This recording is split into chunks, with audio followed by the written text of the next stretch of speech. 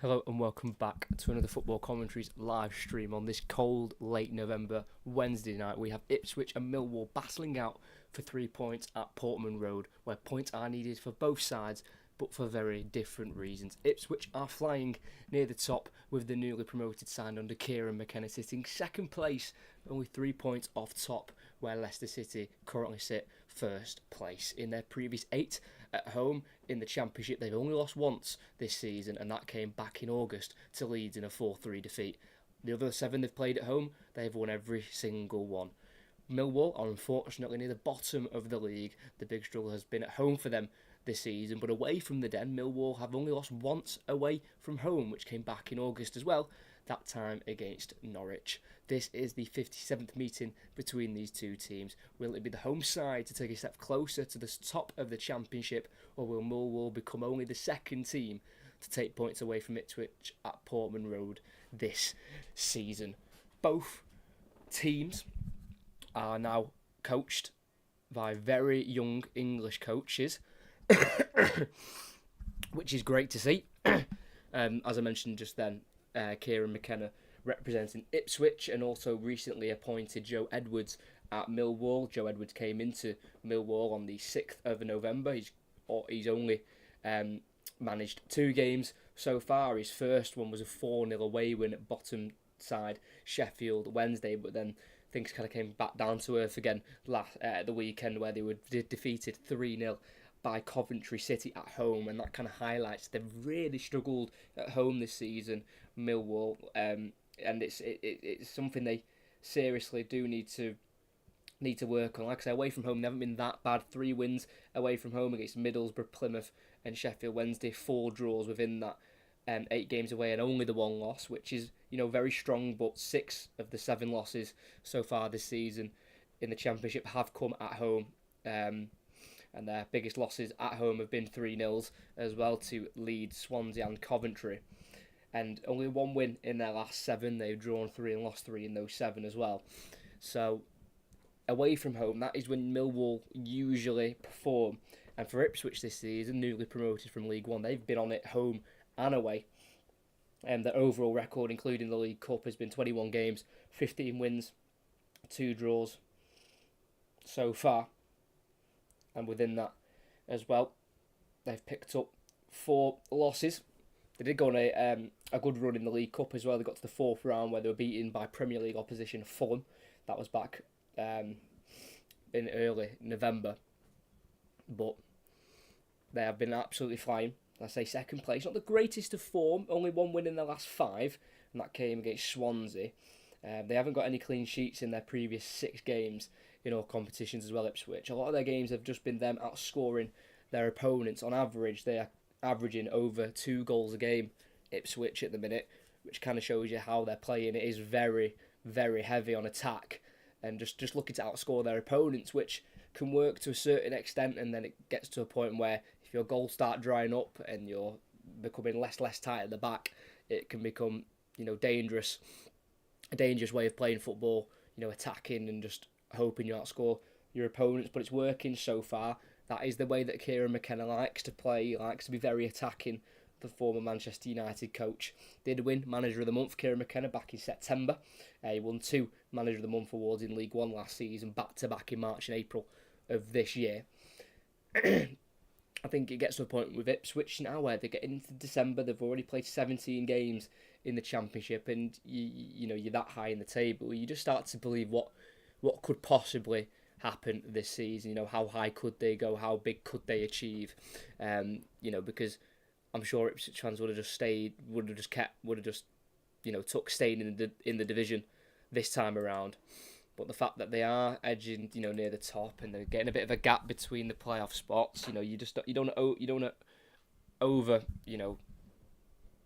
overmark your achievements, because realistically, even if they did, for example, just miss out on playoffs, it's not really a bad season. But within the context of the season, it probably is a little bit of a failure if they don't at least now get playoffs at this point.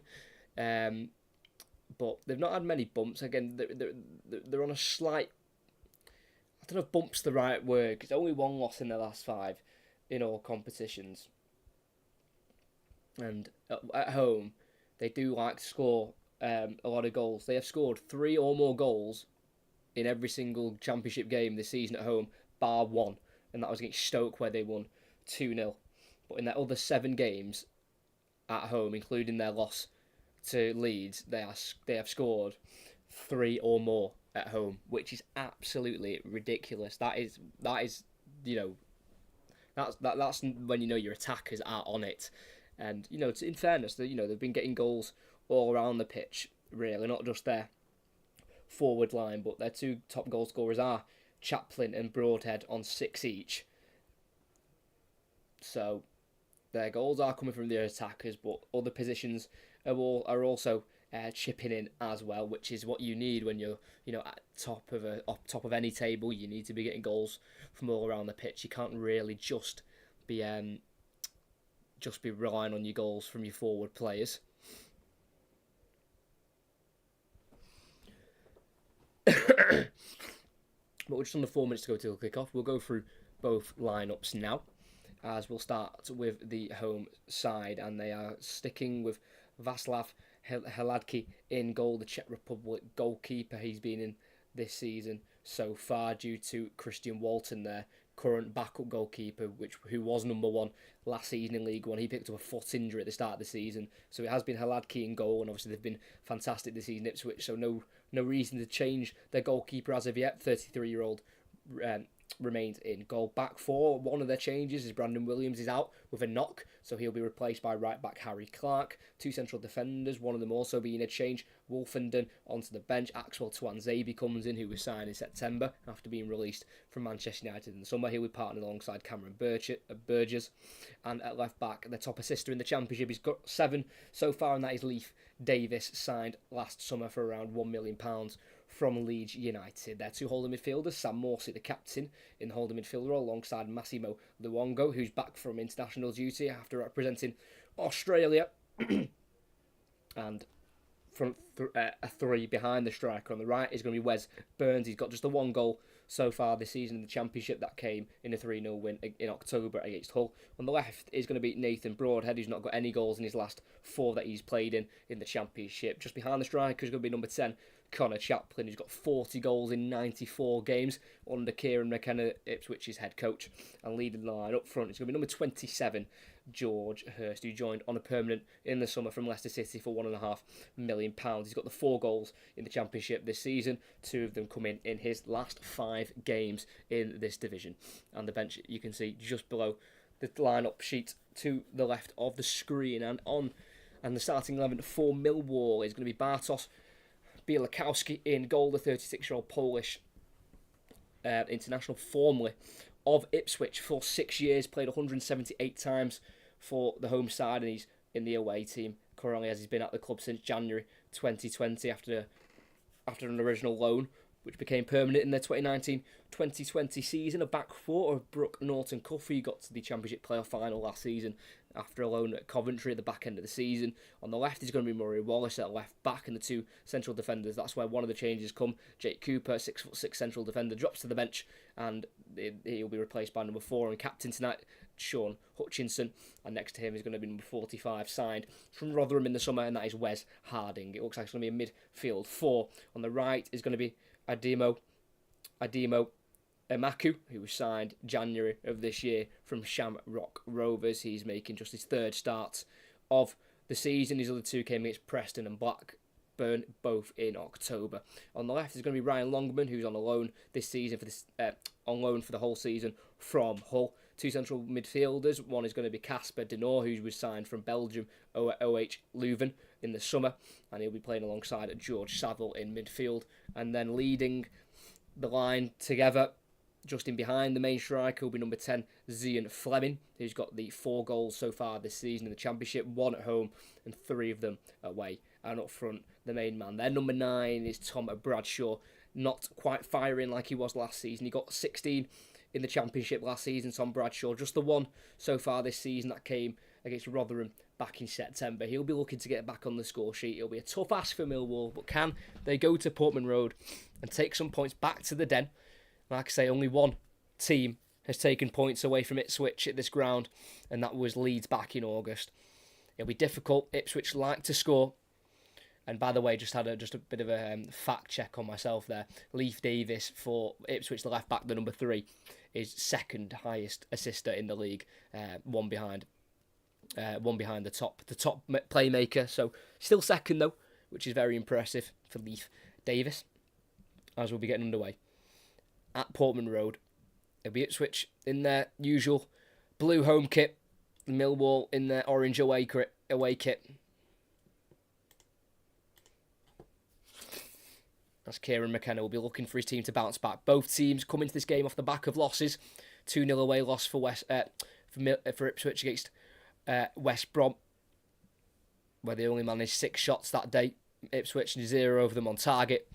And Joe Edwards' second game as Millwall head coach did end in a 3-0 defeat to Coventry, conceding 1 in the first half and 2 in the second half. So both will be looking to try and get positive results after losing their last. Hopefully we have goals in this game. 57th meeting between the two sides. It's the first meeting since New Year's Day 2019, where it was at Portman Road, where Ipswich were beaten by 2-3 by Millwall. So, well, coming up to 5 years now since the last meeting between these two sides. Obviously, Ipswich have spent the last few seasons in League One. But now they're back in the Championship, looking to reach the Premier League. And if they keep playing and they keep picking up the results they have been at the start of this season, it looks like they could be playing top flight football next season. But we will have to just wait and see. We've got other Championship games going on around the grounds tonight, as we do have Champions League as well. And the other Championship games currently all 0-0, bar Leeds Swansea, which is 1-1. Got Sunderland, Huddersfield 0-0, Southampton Bristol, Blackburn Rovers against Birmingham, and Sheffield Wednesday taking on Leicester. They are all 0-0, and Leeds Swansea are 1-1 at Elland Road.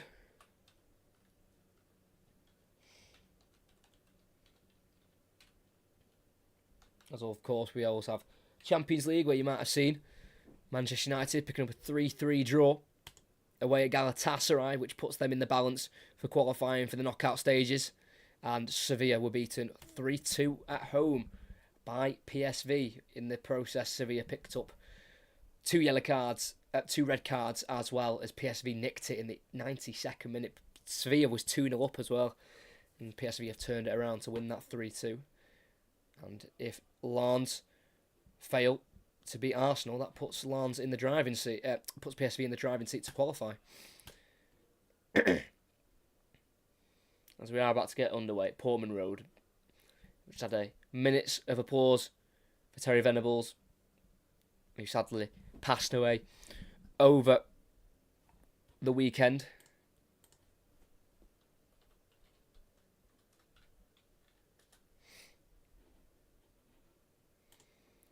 As we just get a few team huddles from the home and away side, as it will be Millwall to kick off, kicking right to left. It will be Ipswich kicking left to right at Portman Road, in front of just under 30,000 supporters. Millwall have travelled the 73 miles to Ipswich for tonight's fixture in the Championship. Referee Thomas Bramall blows the whistle, and we're kicking off here for Millwall, sending it long diagonally down the right, looking for Norton Cuffy, headed away by Burgess for Ipswich, and cleared with a volley by Morsey down the Millwall left, where it's brought down here by left back Wallace. It's now in the Millwall midfield, back out to the left, looking for Longman near halfway, but it's a misplaced pass there by Saville, and it'll be a throw in on halfway on this near side for Ipswich. Picked up by Longman near left back for Millwall, clearing it long down the channel, looking for Bradshaw, gets there ahead of Tuanzebe. Can he keep it in? He can, but he invites the tackle for Tuanzebe, and he pokes it away to Clark, who looks for Broadhead here on halfway. Tackle by Longman. Needs to be brought down here. Fleming nods out to the left of Longman. Hooked back forward, looking for Bradshaw, who will not get ahead of Tuanzebe this time, and it's Ipswich on the ball. Midway side their own half here. As it's on the edge of the box here. with Cameron Burgess. Out to the left. Down the line. Where a marauding run's been made here by Davis. Can't get beyond Norton Cuffy. But the flag's gone up as the ball was played, as the left back formerly of Leeds was bombing forward there. The 7 assists for Leif Davis so far this season. Just going a little bit too early on his run there. And unfortunately couldn't look for an 8th assist this season. There'll be a free kick to Millwall. Be taken by their goalkeeper, Bielakowski. As I mentioned before, formerly of Ipswich himself for 6 years. Made 168 appearances for them in the Championship. As he clips it down the Millwall right. No one's there to challenge Davis for the header, so he'll head it on the halfway. Looking for George Hurst. Loses out. Cleared in the end for Millwall, but headed back forward for Ipswich by Burgess. Brought down here by Denor. Fleming. Completes a 1-2. Can he get in behind the Ipswich defence? It's just been cleaned up here by Burns, who lets Hradky take over. And he just about clears it. And it's brought out to the left by Chaplin. Broadhead going backwards. Misplaced ball. Bradshaw out to the right side looking for Amaku. Just a bit short. Can be tackled away momentarily. But Millwall are back in possession here with Norton Cuffy. Millwall right back on loan from Arsenal. 1-2. Murrell's down the right. Looks for a ball in the box. And it's just ahead of Bradshaw there. A little bit too overhit there from Norton Cuffy, but it's the right idea. And Ipswich are on the ball. Down the right-hand side with right back Harry Clark, who comes in today after starting on the bench last time out against West Brom. Brandon Williams out with a slight knock. Kieran McKenna said just before the game, as Chaplin again pickpocketed on halfway. Fleming forward, looking for Bradshaw, goes behind the striker. Can be picked up here by Morsey. Forward to Chaplin, looking in behind for, I think he was looking for the run of number 27, Hurst, but he goes straight through to the goalkeeper. Just slightly overhit there by Connor Chaplin, formerly of Barnsley. Signed 2 years ago, just over 2 years ago now, Connor Chaplin for £750,000. As Bielakowski, out of his hands, launches it forward, looking for Bradshaw. Burgess wins the header. Up to halfway, goes towards Broadhead. Headed away by Hutchinson. Can't quite find Saville there in midfield, but it does drop to Longman on halfway in the centre circle for Millwall. Out to the right to Harding. Misplaced ball looking forward for Amaku, but then Chaplin again misplaced pass looking for Hurst. Picked up again by Millwall with Wes Harding, who will launch it high into the Ipswich half. Can't quite find Amaku. Header won by Burgess. And it's now with Luongo, the Australian midfielder. Out to the right to Clark at right back. Just inside his own half still. Goes back to his left here, a couple of yards to Morsey. It's now the number 25, Massimo Luongo, who does represent Australia, but does have Italian roots through his father. He says Massimo Luongo isn't quite the generic Australian name. He does have Italian roots through his father. So 4 minutes in, no chances as of yet at Portman Road, but it is Ipswich on the ball inside their own half here, on the near side with Clark. Playing a ball, it's a high one, looking in behind, can't find George Hurst up front for Ipswich, nowhere near him in the end really, and then as happened before, just rolled straight through to the Millwall goalkeeper, Bielakowski. 36 years of age now, the Polish goalkeeper, birthday in July of 87, as Wes Harding gives it away, looking for Denor in the midfield for Ipswich. It's now with Wes Burns on the Ipswich right, midway side, the opposition half, plays out to the right to Clark, who's getting forward from right back, goes to his left to Morsey, who's gone to the furthest right. That's Wes Burns. Got everything to his left here. Ipswich is number 7. Try to take on Longman. And he gets a cross in. Stands it up. Far post. Headed down. Chaplin. Free strike. And it's in the bottom right corner. Ipswich have take off. And the defending isn't good enough. But the strike's superb. The number 10, Connor Chaplin. That goal puts him now as Ipswich's top goal scorer in the league this season with 7. He's only scored 1 in his last 6 prior to today's game. But that shows why, when he's put in the right position, he puts that ball in the back of the net. Good wing play from Wes Burns on the right, going the long way around Longman, thinking it out to the far post, and it's a really good knockdown by George Hurst. Not trying to head the ball towards goal because the cross lacked pace, so the header would have been difficult to get beyond the goalkeeper, so he just nods it down, centre of the box, about 14 yards out. Couple of steps behind the penalty spot. Connor Chaplin allowed to take the strike on first time. Left-footed. Fires it. Bounces it into the turf. Into that bottom right corner. Beyond Bielakowski. And early on at Portman Road, Ipswich have the lead. It is Ipswich 1, Millwall 0. What a start to the game. It's been pretty even. Opening 5 minutes. Both teams having moments of possession, but just the passing hasn't quite been good enough from either side. But the first sniff at goal, really, for Ipswich, it's been taken. Connor Chaplin with the goal. And it's now Ipswich back on the attack halfway line. Wes Burns looking to get beyond one man, and he does. He's got Hurst to his right here. He goes on the inside himself, plays out to the left to Broadhead, edge of the box, leaves it for Luongo to take over. Now furthest left here to Davis. Try to go on the inside, pass intercepted, falls to Norton Cuffy, who charges down the Millwall right. He just runs out of pitch on the right hand side. Last touch comes off the Arsenal low knee. And it'll be a throw in midway side, the Millwall half for Ipswich on the far side. And that's what they needed. In the whole of their last game against West Brom, in their 2-0 loss, Ipswich didn't have a shot on target. They had 6 shots, none on target. 6 minutes in today, shots on target, and he equals a goal. They want to get back on track. 1 win in their last 5 for Ipswich in all competitions. Chaplin out to the right again to Wes Burns. In the final third, can't quite get beyond Murray Wallace, the left back for Millwall, but it will be a Ipswich throw-in. Burns leaves it for Clark to take. 7.5 minutes in. Ipswich lead. Currently go closer to Leicester. I think Leicester are currently on 43 points with their draw at the minute at Sheffield Wednesday. Ipswich just go a point behind them on 42. As he's back in the 18-yard box for Ipswich with goalkeeper Václav Hladky, signed from Salford 2 years ago. Won the EFL trophy with Salford at Wembley against Portsmouth on penalties. Does have a contract until the end of this season. Hladky, the Czech Republic goalkeeper. It just gets from bad to worse for Millwall. Like I say, not a great season. 19th currently in the league. Just finished outside the playoffs last season, on the last day of the season after their 4-3 defeat at home to Blackburn. Burns on the right, another cross towards the far post, overhit this time. It'll run through towards Norton Cuffy at right back, who sees the ball out for a throw-in, but I think he was just brought down there from Davis, who was marauding forward from full-back, trying to get on the end of that cross. But it was actually heartbreak for Millwall last season. They finished 8th, 1 point off the playoffs. If they'd won their last game against Blackburn Rovers, they would have got into the playoffs ahead of Sunderland. But unfortunately, they lost that one 4-3.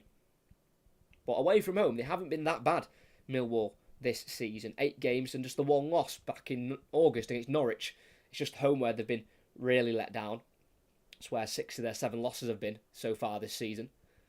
As it is on the halfway line with Millwall, misplaced pass, back into their own half. Hurst trying to set Burns away quickly, but it's a really poorly placed pass straight through into the 18-yard box for Bielikowski to pick up for Millwall.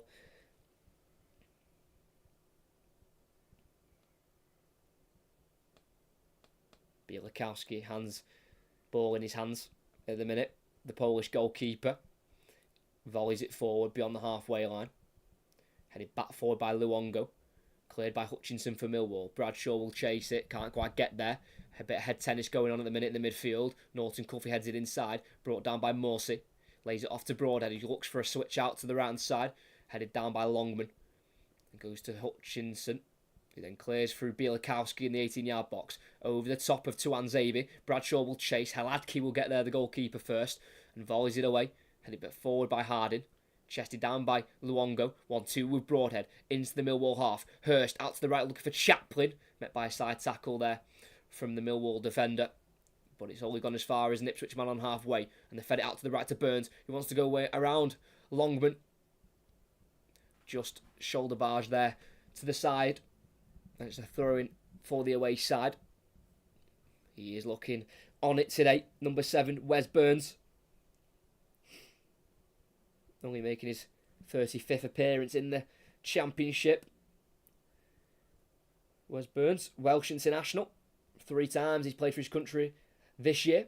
Who look to try and qualify for the Euros through the playoffs. Wales next year. Long throwing down the line for Millwall. Headed on by Fleming. Into the Ipswich half it goes. Cleared at the right back by Tuanzebe. It takes a nick off Imaku. And it'll be a throw-in just inside the Millwall half here for Ipswich to take. And they'll leave it for Harry Clark, who joined in January from Arsenal. He was born in Ipswich. The right back, Harry Clark, who throws it back to his own half here with Tuanzebe. Now Burgess, out to the left to Broadhead. Driving forward, midway side the Millwall half. Dinor's coming over to put some pressure on him. He goes on the inside to Luongo. Back to Broadhead. Luongo again. Looking out to the right hand side. Looks for Chaplin. Takes on the turn. 1-2 Hurst. Out to the right to Burns. In the box. Will he strike it? He'll pull it up across again to Chaplin. Luongo, who shoots and scores! I think he takes a deflection, but the Australian celebrates as Ipswich take an early 2-0 lead. Chaplin's not only scored so far tonight, he's also got an assist. Luongo with the goal. It's his second of the season. It's his first since September. And he comes in today after not starting their last game away at West Brom. And he returns with a goal. Great turn by Chaplin on the edge to find Hurst. Fed it out to the right to Burns, who cut it back towards Chaplin, who poked it to the edge of the box to Luongo. And as he had a left-footed strike, it deflects off Millwall's number 23, George Saville, into the bottom right corner. Completely deceives the goalkeeper. Does that take a deflection? Let's have a look. No, it goes all the way through. It went through a huge flurry of bodies. And George Saville threw himself at it for Millwall, but couldn't get a block on it. And it went straight through into the bottom right corner. And Ipswich have a 2-goal lead, and Millwall are collapsing again.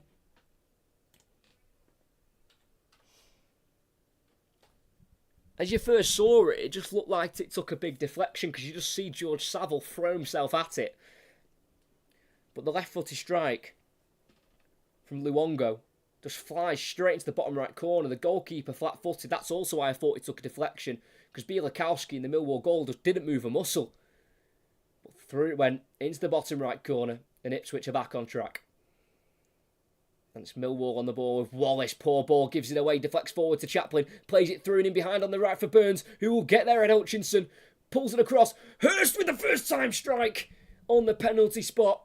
It was a high strike, and it could just be tipped over by Bielikowski. But Ipswich are on fire, and Millwall are certainly terrified. This could really be heavy. Hutchinson just did not have the pace there to get the ball ahead of Burns. There's a good ball across, just bounced in front of Hurst, who was still able to connect to it strongly with the strike. And it's a good flick over the top. Would it have been going in? Possibly hitting the crossbar. But Bielikowski certainly couldn't take any chances and made sure he turned it over for a corner kick for the home side. It'll be on this near side, and it will be an outswinger, drifted into the edge of the 6-yard box. It's been cleared by the head of Bradshaw, but there's some off-the-ball tussling, and the free kick's been won there for Millwall inside the 18-yard box.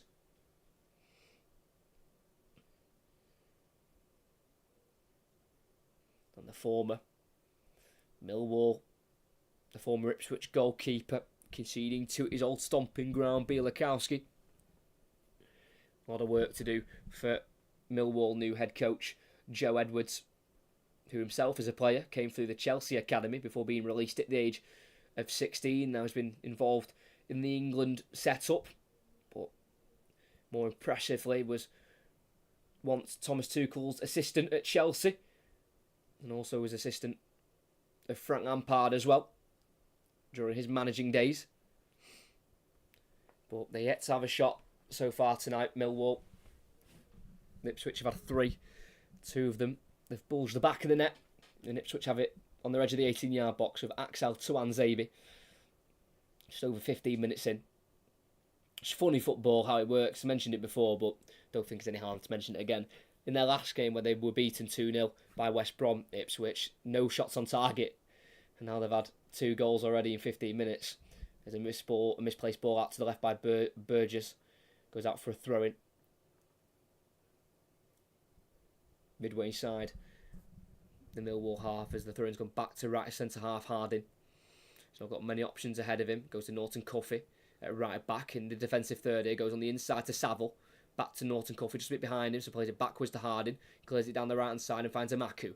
Into Denor. Heavy touch and allows the tackle from Chaplin, and the ball drops in the end to the left-hand side to Broadhead, who tries to take on Denor, who recovers again after losing the ball. And he has to concede the corner there. Broadhead tried to chop in, but instead he was met by the tackle of Denor, who just kicked the ball out of play for a corner. It's the best he could do. And Ipswich can send the big boys forward. The likes of Hurst, 6'3", the striker. Tuanzebe at centre-back, 6'1". Cameron Burgess is 6'4". Low ball goes in instead. Chaplin will meet it, headed away by Bradshaw and hooked away by Millwall. Out to the right to Amaku, who will get there and will take it with a big touch into the Ipswich half. Not got much support. They are streaming forward with the orange shirts as Amaku drives on the inside. He slips, unfortunately. He wants a foul. I think he just slipped. And Ipswich have possession back. Chance for a break there from the number 22. Adimo Imaku, the Irishman. 20 years of age. The Millwall winger. And the likes of Fleming and Bradshaw were bursting the gut to get forward on the counter. But just lost his footing and lost possession of the ball. Imaku. It's Ipswich midway inside their own half. Burgess not being pressed at the minute, so he's allowed to play it across to his centre-back partner, Tuanzebe, who drives towards halfway, plays it out to the right towards Clark, tried to play it into his path, just a little bit too heavy from the former Manchester United centre-half, and it'll be a throw-in on this near side for Millwall on the halfway line. As their new head coach, Joe Edwards, barks instructions out, as it could be a very long night for the travelling side, who stay near towards the relegation zone. Thrown down the line by Wallace. Nodded inside by Bradshaw. Finds Longman. Good switch out to the right to Norton Cuffy. Midway side the Ipswich half. Attacking down the right hand side. In the final third. Enters the box. He's got plenty of bodies in there. He will go for the left-footed strike towards the near post. And it has to be tipped behind by Heladki for Ipswich. I thought originally that was quite a greedy decision by Norton Cuffy to have the strike because there was plenty of bodies in the box. But he got onto his weaker left foot. He shot towards goal and it aimed towards the near post due to a deflection off Nathan Broadhead. And it was a smart save down low to his left in the end there by Heladki after the deflection. But on the far side, it'll be a left-footed in-swinger here for Millwall. Can they get back in this game? They put the ball in, caught by the goalkeeper, but it's going to be retaken as the referee had blown his whistle there. Just to talk about some pushing and shoving in the box from Luongo and Bradshaw.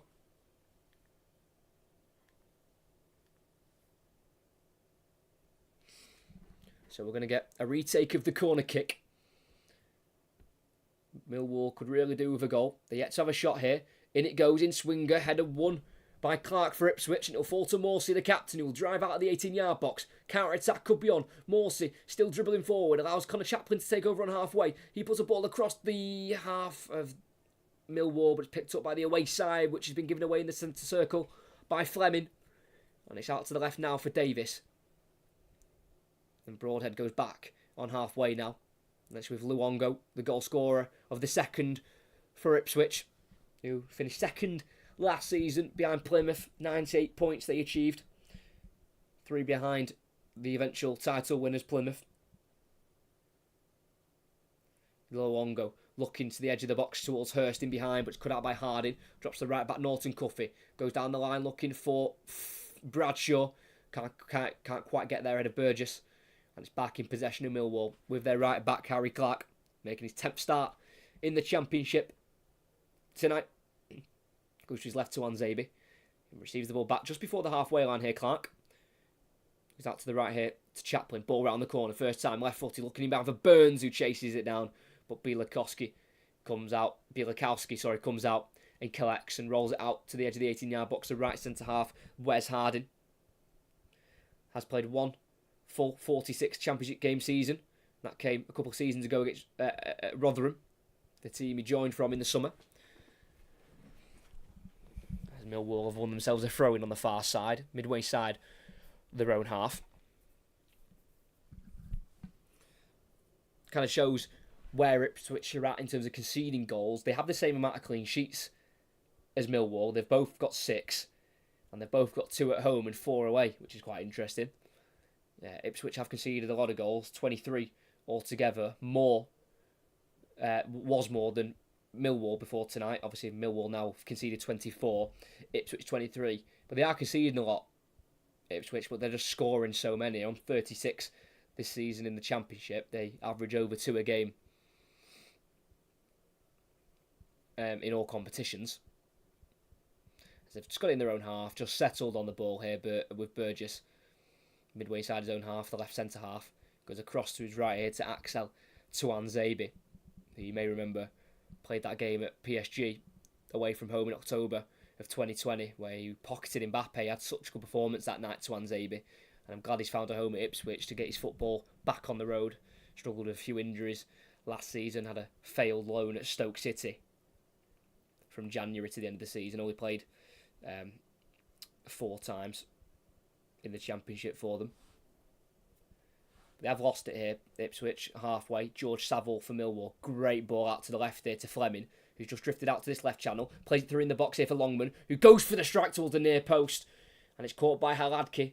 Nearly caught out the Czech Republic goalkeeper because he'd gone across, thinking he was going to put a cross in himself there, Longman. But he's darted it towards the near post. But thankfully for Ipswich, Haladki was just able to sort out his feet and dive down low to his right to stop the ball from hitting the back of the net. Zipped across the turf, and it's well held by Haladki. And Ipswich have it down their right hand side, coming just a little bit deep for the ball. Here's their number 10 Chaplin, who started the goal scoring and also assisted the second.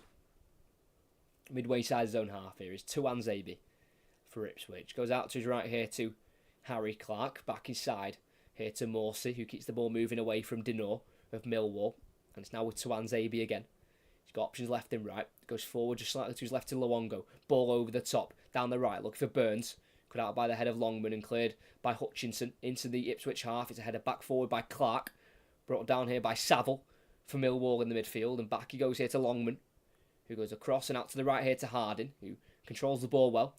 Plays it beyond the halfway line here to the right-hand side to Norton Cuffy, who stretches his legs forward, keeping the ball away from Luongo and laying it off here to Amaku.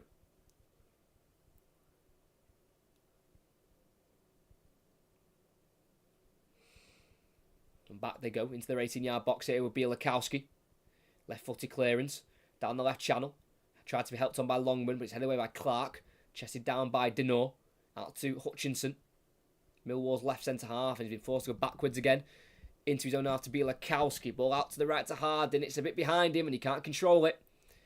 It'll be a throw-in for Ipswich deep in the Millwall half. It's not good enough from the experienced Polish goalkeeper. Simple ball out to the right. Trickled out of play. And it's Leif Davis, the left back, with the throw-in. Obviously got 7 assists so far this season, which is second highest in the Championship, but he also was able to get 14 last season in League One, which was the top assist maker in the division. As from the throw-in, just lost control of the ball there, Luongo, and he's going to be booked for his late challenge there by the referee, Thomas Bramall, 33-year-old referee. Ball just got away from Luongo, and he just cynically chopped down Imaku there. Bit of afters as well on the follow-through. So the Australian midfielder is booked. It's his 4th of the season.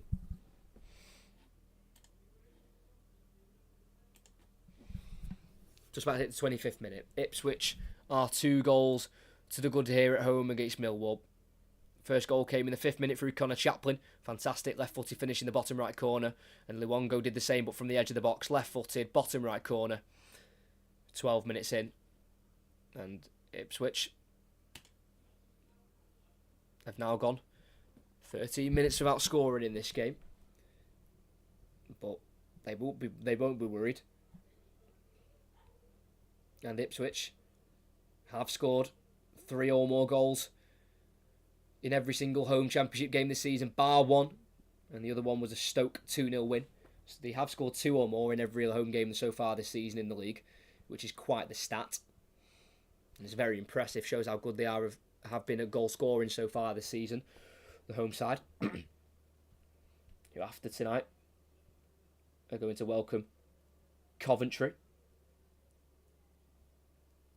And then they've got to go on their travels back-to-back to Middlesbrough and Watford.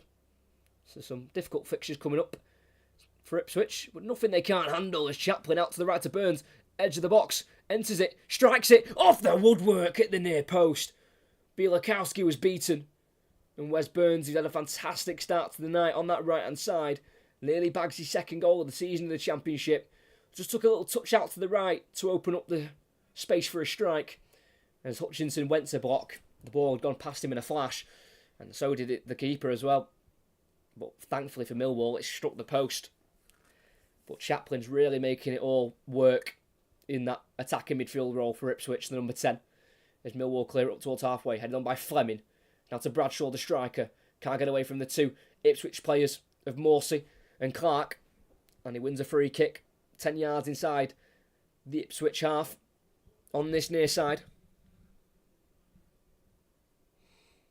I think they'll take this opportunity to try and get it towards the 18-yard box here. Millwall. It's a high line from the home side. It's almost midway side their own half. So these Millwall players need to try and stay onside. It'll be Hutchinson to deliver it towards the edge of the 18-yard box. Can't be helped on though, unfortunately for Millwall, and it'll run right through for a throw-in in the left-back area for the home side on the far side. Wasn't the worst ball in the world. It couldn't quite be helped on there, unfortunately. As here is the chance for the number 7 Burns again. Powerful strike. Just unfortunately hit the outside of the post. It's a clean strike. Looks like it was going to rip the back of the net, that one. There's Millwall have won it back here near the edge of the 18-yard box, overrun by Bradshaw, cleared by Tuanzebe. Still alive here for Millwall in the Ipswich half. It's out to the right towards Harding. Misplaced pass though, unfortunately. And Millwall are giving the ball away with a throw-in. It's with Davis, the left-back for Ipswich. Back he goes into the defensive third here to Burgess. It's now the goalkeeper, Hradke. And Tuanzebe on the edge of the 18-yard box. Ball forward here to Morsey. Got Bradshaw near him, but he releases it out to the right, looking for Burns. Cut out by Wallace. Played forward to Saville. On once more to Bradshaw. Out to the left to Fleming. Just behind the run of Longman again. And out it goes for an Ipswich throw-in. But so many of Ipswich's passes are just behind their player. You know, it's not into feet. It's not in front of them. It's always just behind them. It's like they're just a second behind how they're trying to play. And it's just slowing their attacks down, and it's making them fall apart very easily. As Ipswich have it from the throw-in. Clark goes back to Tuanzebe. Goes into his 18-yard box here with Václav Hladky, making his 43rd appearance tonight for Ipswich. As it's Clark, the right back. Just on halfway. Goes down the line to Burns, try to drive inside, pickpocketing the in by Longman. Millwall have possession. Wallace. Denor. Back he goes to Hutchinson. Across the 18-yard box it goes to Wes Hard in the centre half.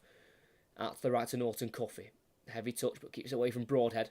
Back to Harden he goes, who will drive forward midway side his own half.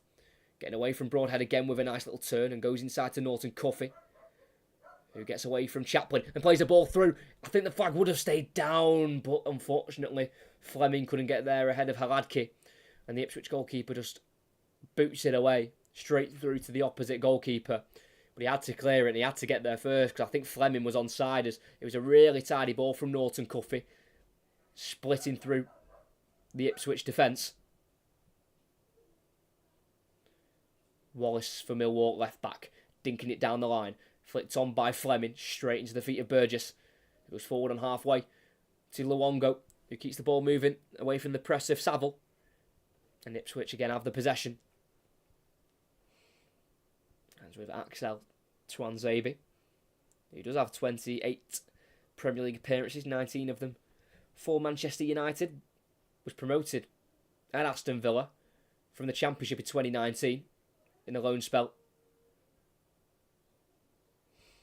As they've lost possession here, Ipswich, sorry. And it's a Millwall free kick just inside their own half here with Saville. Given away by Luongo. And he curl it out to the left here to Wallace, left back. On halfway. Goes on the inside of Chaplin and gets away from the challenge. It's now Denor. Saville back out to the left again to Wallace. Ball forward to Denor. On once more to Fleming. Plays it out to the left now into the final third to Longman. Gets onto his right foot. Swings a ball in. Flicked on by Bradshaw. Wasn't a very solid attempt really. Lacked power, precision, and overall accuracy. And as it was crossed in by Longman, just didn't quite have the right body shape. Bradshaw just had to try and flick it with his right boot. But it was an easy collection in the end for Hladky. As Ipswich again build in midfield through Morsey, midway side his own half, goes back to Tuanzebe, who is allowed time on the ball here. To the right it goes to Morsey. It's now Clark, been closed down here by Fleming. She goes back to the back foot, and the right centre half to Tuanzebe. Out to his left here to Burgess. The Australian centre half. Goes to Davis, he tries to play it forward, it's deflected, but thankfully back to his feet, and he can poke it away from Bradshaw as Ipswich keep possession. Inside their own half. Forward, through the lines, looks for Broadhead, it's a bad pass, and it drops to Fleming in the end. Bradshaw looks for Saville, turns away from one Ipswich man, but not a second, but the foul's gone the other way. Saville on Luongo. Saville just turned into traffic there, and the ball was there to be won for both players. And Saville just went into there a bit heavy on Luongo, and it's a free kick for the home side, just inside their own half, just behind the centre circle. Out to the right it goes to Clark. On halfway, on this near side. Being closed down here by Fleming. Been forced to go back to Tuanzebe, who goes across the back four to left centre half Burgess, who's been forced into the 18-yard box through Hladky. It's now Tuanzebe. Switch out to the left. Good lifted ball. Finds Luongo. Lays it short here to Broadhead, just inside the Millwall half. He's been forced to go back into his own half through pressure in the Millwall midfield from Denor. It's now Tuanzebe. Enters the centre circle. Plays it out to the right to the halfway line to Clark. Down the line, lifted ball, over the top, finds Burns, brings it down. Just outside the 18-yard box, he plays it to Chaplin to his left. He plays a reverse pass, great ball, Morsey, across it goes and over the top. Don't think it came off the goalkeeper's glove. Goal kick it'll be for Millwall. That's really good play from Ipswich.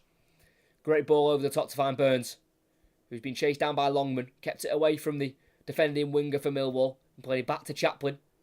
He then found the reverse ball through into Morsey, who just entered the 18-yard box, just miscued the cross, and it went towards goal, and over the bar it went.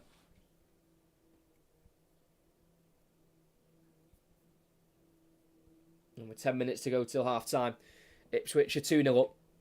Millwall not really posed any threat yet to the Ipswich goal. The goal kick is headed away by Luongo, throwing for the away side, inside their own half, on the far side.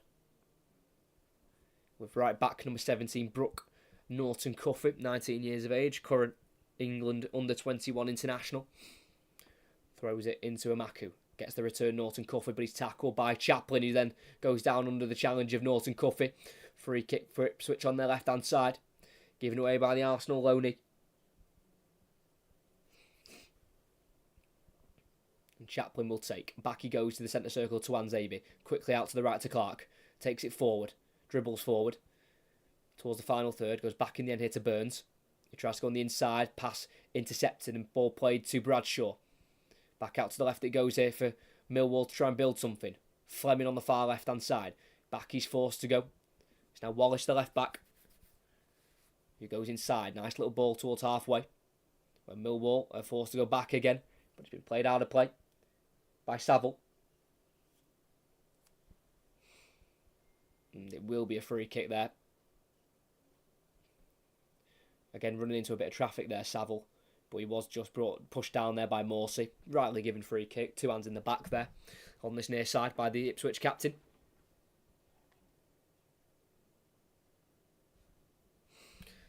So just before the halfway line, inside the Millwall half, they've got a free kick here. It'll be a left-footed one. Again, a very high line here from the home side, so it'll be hard to get this towards the 18-yard box, but they'll give it a go. They'll play it down the line instead, look for the run of a Maku, and it will eventually get to him after a poor touch from Burns. Goes out for a throw in here for the away side, which is taken quickly by a Maku. It's now with Wallace, the left-back. Inside it goes here to Denor. Switches out to the right to Norton Cuffy. Midway inside the opposition half. He goes back on the inside to his left to Saville. In the centre circle. Left-footed ball towards the edge of the 18-yard box. Headed away by Burgess. Hooked away by Chaplin. Towards Hurst on halfway. Norton Cuffy wins the header. And eventually he gets the return from Hutchinson. Norton Cuffy tries to play it forward. It deflects off an Ipswich man into the feet of Fleming, who just overrides his touch. And then puts a late one there with a slide tackle on Luongo. And that'll be a yellow card given by the referee, Thomas Bramall. Probably a little bit of frustration there from Zian Fleming. The Dutch attacking midfielder, Amsterdam-born. Just overhit it with his touch and then tried to make up for it with a slide tackle to get the ball, but just caught Luongo late. And he picks up his second booking of the season in the Championship.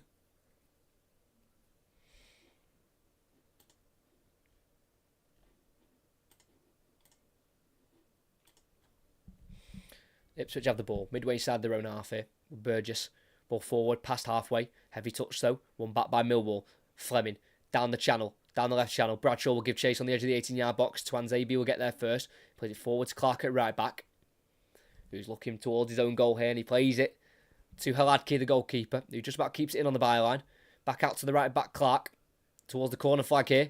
He spins, he clears it down the Ipswich right, and it'll find, what a ball that is, and it'll find Broadhead, who will charge down the right. He's just switched flanks for the moment here. Nathan Broadhead plays down the line to Burns. Final third, one-on-one with Longman. Twisting, turning, left-footed cross. Comes off the knee of Denor. Goes out to Longman at left back here for Millwall, who clips it up towards halfway. Can't find Imaku. Won by Burgess, who will play it out to the left here to Davis. First time cross, header, Broadhead! It's absolute footballing brilliance from this Ipswich side. And once again, for the 8th time in their opening 9 home Championship matches, they have scored 3 or more goals. It's absolutely incredible. These boys can't stop scoring, and their goals are so well worked. Millwall couldn't clear. Longman tried to get it up the field towards Imaku, but it was cut out by Burgess just inside the Millwall half. He played it out to the left-hand side to Davis. Perfect weight on it for him to cross it first time. And in the box, unmarked, from a distance for a header. About 12 yards out, more towards the far post. Broadhead, he just nodded it into the ground. It bounced up towards the left side of the goal. It hit the back of the net.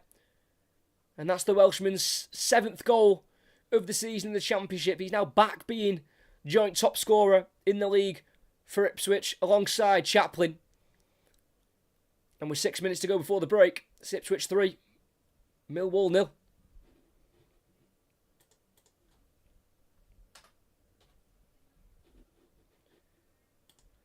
It's not good enough at all from Millwall when clearing it.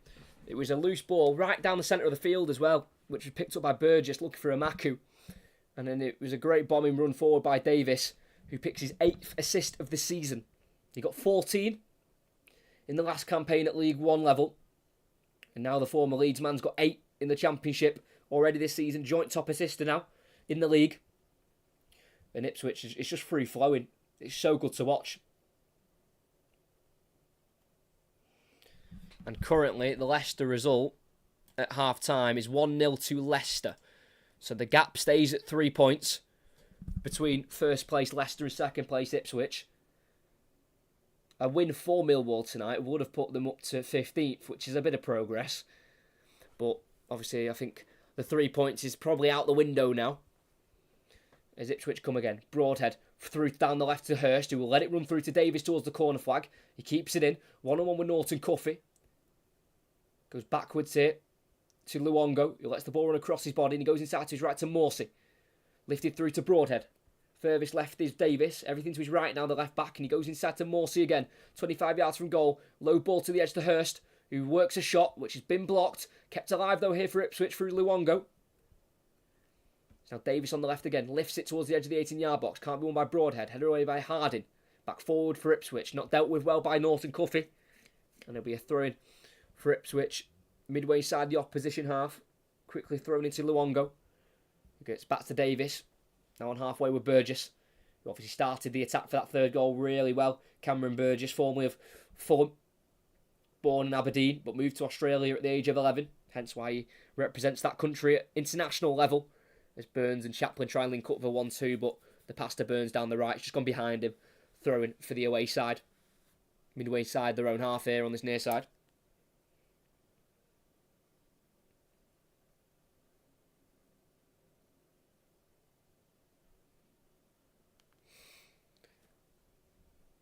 Murray, the left back. Oh, heavy touch. And he's tackled there by Chaplin. Taken over by Burns. And he wins the throw-in. Tackled there by Wallace. Just the basics they're not getting right here. Millwall, like, you know, Murray Wallace at left back. Experience, 30 years of age. Making his 201st appearance for Millwall. Just hesitating on his touch. Just an easy win back for Ipswich. In the Millwall half as well. They're just not helping themselves. The away side. As Ipswich have got it in the Millwall half. With right back Clark.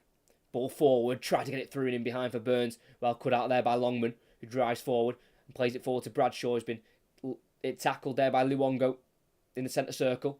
And the Australian plays possession back towards Tuanzebe, but he was just caught late there by the Millwall number 22, Imaku. So free kick in the centre circle for the home side. It'll be taken by Sammy Morsey. Born in Wolves, the Ipswich captain. Father was Egyptian, so he's represented them at international level. Played once at the World Cup in 2018 for them. Sammy Morsey, 32-year-old. He's got the ball here in midfield again. Being closed down here by Denor. But he kept the ball moving to halfway to Tuanzebe. Forward to Chaplin. Knocked off the ball, but the clearance from Millwall's not good enough. They can't keep possession stick. They can't get possession to stick here. Norton Cuffy this time. Again, clearance down the right hand side. Picked up by Burgess on halfway. Can't find Imaku. Last time that happened, Ipswich went on and scored, but it's not quite led to a flowing attack. There's Tuanzebe on halfway. Dinks it over the top towards the edge of the box. Hurst loses out, but the ball drops to Luongo. Furthest left there is Davis, who goes inside to Broadhead. Back 10 yards to Burgess. Forward to Morsey, whose flick on around the corner has been intercepted and drops to Imaku, who can't go inside to Saville, but he can keep it on the right side and eventually go inside to Saville, whose touch has just got away from him, and it allows Tuanzebe to come in and win the ball back. Again, just not good enough. Simple touch out of his feet. He can't even do that. And Millwall lose possession. They lose possession when they should be attacking. Really not good enough, and it allows Ipswich just to have some settled possession at the end of this first half. Their championship record at home has been unbelievable. Looks like it's going to be 8 wins and 1 loss from their first 9 at home. They are currently on a run of 6 wins in a row at home. And in those wins at home, they've beaten the likes of Stoke, Cardiff, Blackburn, Hull, Preston, Plymouth and Swansea. You know, they're not beating easy sides. Well, there's no easy side in the Championship this season, but they are strong sides that they are beating at this ground, not letting them have a sniff at the 3 points, as they just give it away here through Hurst. Can't hold the ball up in the Millwall half. And the away side have it, out to the left to Honeyman, who passes the halfway line here. Clark's chasing back. Hit the 45th minute. Worked into the midfield here to Denor. Sprays out to the right to Norton Cuffy. Midway side the opposition half, driving into the final third, 1-on-1 with Davis. On the right, outside the box, puts it across, and it's just too high. And the only one play to aim for anyway, and that's Bradshaw, and he got nowhere near it. And it goes through on the opposite side, near side for a throw-in for Ipswich. As we've had 3 minutes of additional time. We've played 30 seconds of it already.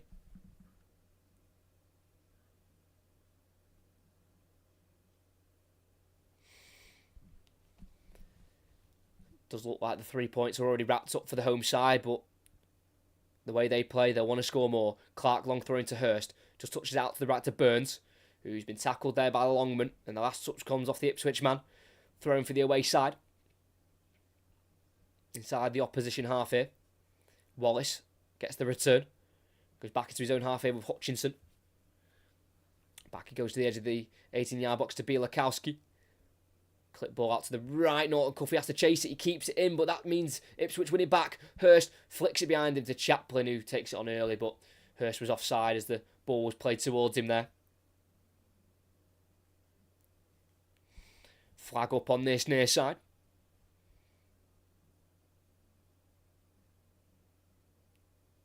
And it'll be a free kick for Bielakowski, the goalkeeper. Minute and a half to play. They've added on time here at Portman Road. The Millwall goalkeeper clears it down the right hand side. Norton Cuffy will go for the header, but he loses it to Davis. Ball drops to Broadhead. Midway side, his own half here. Can't play it forward. Cut out by Harding. It drops for Millwall. Played forward to Bradshaw. Out to the right towards Norton Cuffy. Caught late there as he played it. Bradshaw. Referee didn't see a foul in it. And it drops in the end to Haladki in the 6-yard area for Ipswich. Plays out to the right to Clark. Been chased down here from behind by Amaku. Does release it in time towards Burns, who's been brought down from behind there on halfway by Murray Wallace. And it'll be a free kick for the home side. Well won by the Ipswich number 7, Burns. He's played twice previously against Millwall for Fleetwood in League One. Once in the 2015-16 season, one in the 2016-17 season. And he's been an absolute nightmare to deal with tonight so far. Where's Burns? With 30 seconds to go, Millwall not really pressing. So it allows Ipswich to have the ball inside their own half.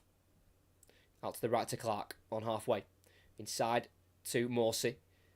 Chaplin tried to flick it on, but met by the challenge of Hutchinson. Rolls out for a throw-in for the home side.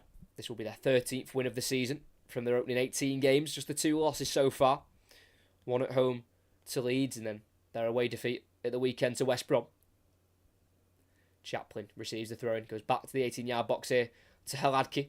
So we played the 3 minutes. Referee blows that whistle. After 48 minutes of play in the first half, it has been a rampant performance from the home side, and Millwall have been left stunned at half-time at Portman Road. Goal scoring started 5 minutes in. Connor Chaplin with the goal, scoring his 7th of the season. He'd only got 1 in his last 6, but now he's back on the score sheet. It was a cut back into him, and he placed it into the bottom right corner. Bounced before it hit the back of the net beyond Bielakowski, and just 7 minutes later, Massimo Luongo is back in the starting 11 tonight after being on the bench in their last game. Came on to a shot, left-footed, left the goalkeeper, stood still, and that also found its way into the bottom right corner, going through a whole flurry of bodies where Millwall tried to block it. They couldn't, and Luongo, the Australian midfielder, scores, and that's his 2nd of the season.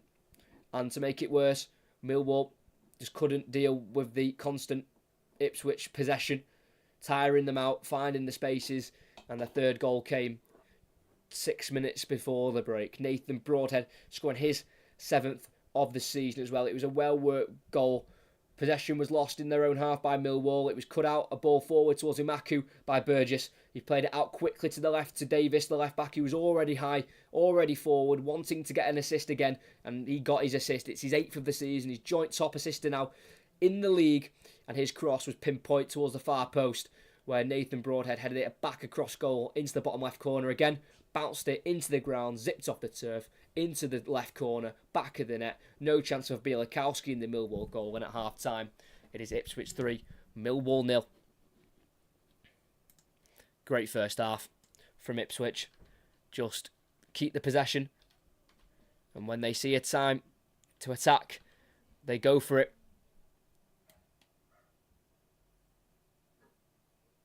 And they make sure they take their chances.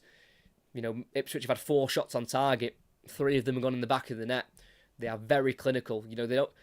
What I see with Ipswich, you know, they don't really have many meaningless attacks. Like, they have a lot of possession, and when they do attack, and you know they switch it on where they go forward, they're dangerous attacks. They're not just, you know, forcing things through or, just slowly making their way up. They just keep the ball, knock it about near halfway, and as soon as they see time to attack, they switch on, they get there quick, and they really create good chances where they get it in the box in dangerous areas. Like I say, they're not just pulling it back. No one's there, ball gets cleared. Every time they're getting it in that box, someone's there. There's multiple players in the box who are there to try and take that opportunity, and that's what they've done today. 4 shots on target, 3 in the back of the net, and they're just clinical. And there's not just one player in the box. There's always 2 or 3, 4 looking to get on the end of crosses and find the back of the net. And the way that Kieran McKenna has got Ipswich playing this season, especially in the Championship, their first season back since 2019, their football's superb, and I am thoroughly enjoying watching them. I haven't watched them before this season, in fairness. Haven't seen Ipswich before, I don't think at all. So, obviously I've heard great things. You're not second place for no reason, newly promoted. And yeah, I can see why a lot of teams are struggling against this, because it is just powerfully, it's powerful, they're attacking. They do so much, speed and effectiveness, and if you're not on it and you're struggling and you're low in confidence like this Millwall side is, you can get ripped apart by football like this. And that's what's currently happening at the minute. They're getting ripped apart.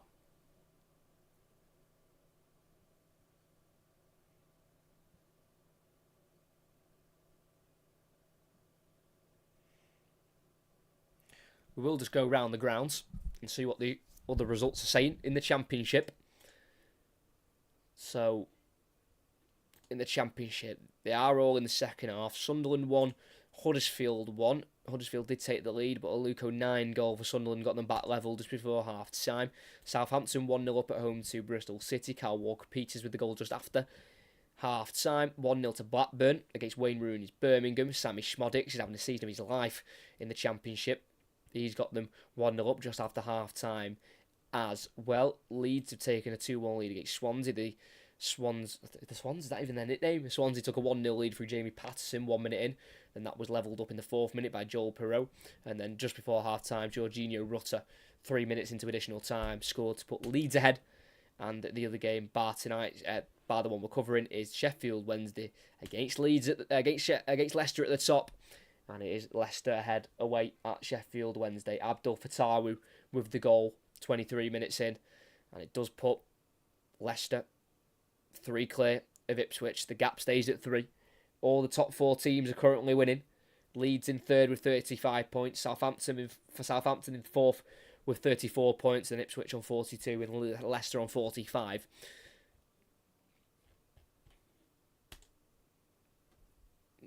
But it'd be great as well. I think the main message for Kieran McKenna at half-time will be to try and get his team to keep a clean sheet.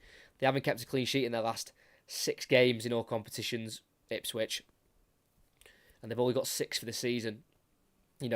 Their way of playing has been outscoring their opponents, but at the end of the day, as a manager, you do like to keep a clean sheet. Just shows that you've done both ends of the pitch right. But at the end of the day, for Kieran McKenna, as long as they're getting 3 points, I don't think he cares how many they concede. I wouldn't anyway. So I don't think he'll mind as long as they win, but I think it'd just be a nice add-on if they can keep a clean sheet. That's a great finish on the edge of the box by Luongo, set up by Chaplin. Like I thought he took a deflection at the time because it just swung out to the bottom right corner. The goalkeeper was flat-footed, and George Saville, the Millwall midfielder, threw himself at it. It went through 4 Millwall bodies and into the bottom right corner, and he didn't take a single deflection. It was a great finish from Massimo Luongo. And then Broadhead's goal, well won back by Burgess, straight out to the left to Davis. First time cross, first time header, bounced into the left corner of the goal. And that gave Ipswich their 3rd, and they lead 3-0. In the Champions League, Bayern Munich at home are currently 0-0 against Copenhagen, which puts them 2nd in the group, Copenhagen. Same points as Galatasaray, 1 in front of bottom-placed Manchester United. Real Madrid lead Napoli 2-1 at the Bernabeu. Giovanni Simeone give Napoli a 1-0 lead in the 9th minute. That was cancelled out in the 11th minute through Rodrigo, and then no one else would be scoring, would they? But Jude Bellingham got them 2-1 up in the 22nd minute. RB Salzburg travelling to Sociedad, that is 0-0. Braga at home to Union Berlin, they are 1-0 up the German side. Siku Niakate red carded for Braga half an hour in, and then Robin Gersons put Union Berlin ahead in the 42nd minute. which would put Union Berlin in a Europa League spot. Going into the final game week of the Champions League, Benfica lead Inter Milan 3-0. A João Mario hat-trick, formerly of West Ham, scored in the 5th minute, the 13th and the 34th. And thankfully for Inter Milan, they are already qualified, and this will be Benfica's first points of the group. So performing a little bit too late, but still a good result for them if they were to win. João Mario hat-trick. And not a shock result, really, but the scoreline's a bit of a shock. Arsenal, at half-time, are 5-0 up against Lens. This would put Arsenal on 12 points out of 5. They are already qualified for the knockout stages. This would qualify them as top of the group. Kai Havertz in the 13th minute, Jesus in the 21st, Saka in the 23rd, Martinelli in the 27th, and Ødegaard in the 46th minute. That's good to see as well for Arsenal. 5 different goal scorers, all from their attacking players. Really good first 45 minutes for Arsenal, who proceed to the knockout stages. So there are the results around the ground. Blackburn have doubled their lead against Birmingham. Sammy Schmodix again with the goal. He's seriously having one hell of a season, Sammy Schmodix. What does that put him on now? That puts him on 13 goals this season. Sammy Schmodix. There'll be certainly some Premier League teams sniffing around him. We commentated on one of his goals in there. Blackburn's 4-1 defeat to Leicester back at the start of October. But that is now, for him, that is 6 goals in his last 4 games. What a season he's having, Sammy Schmodix. Good to see. Leicester remain 1-0 up as well. And no other goals around the grounds at the moment. If you are new, you could like, subscribe, that'd be fantastic. Live commentary coming tomorrow at 5:45. It is Brighton travelling to Athens, taking on AEK Athens in the Europa League. A win for Brighton would qualify them for the knockout stages of the Europa League, which will be a really good thing to do after losing their first game at home to AEK Athens 3-2 and drawing their second game away to Marseille. But back-to-back wins, home and away, 2-0 against Ajax. Has put them in a driving seat for a qualification spot into the knockout stages. So that's tomorrow at 5:45, and then 2 more commentaries at the weekend. Saturday 5:30 is Everton taking on Nottingham Forest at the City Ground, and on Sunday we are doing Manchester City against Tottenham Hotspur. So loads of commentaries coming your way this week, and we've got plenty more coming also next week and the weeks coming up to this festive period.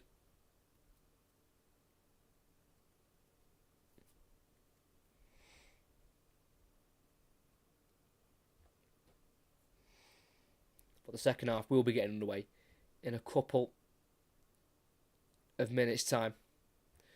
Jude Bellingham, his header, has put Real Madrid 2-1 up. It's a good header as well from Jude Bellingham. I mean, that has got to be something as well. What record is Jude Bellingham on at the minute for Real Madrid for goals? I know he had a slight injury where he missed a couple of games, but he's already back. And what is he on for goals this season? Jude Bellingham, 15 games, 14 goals. That's now 16 games, 15 goals. He is an absolute machine. It is a joke.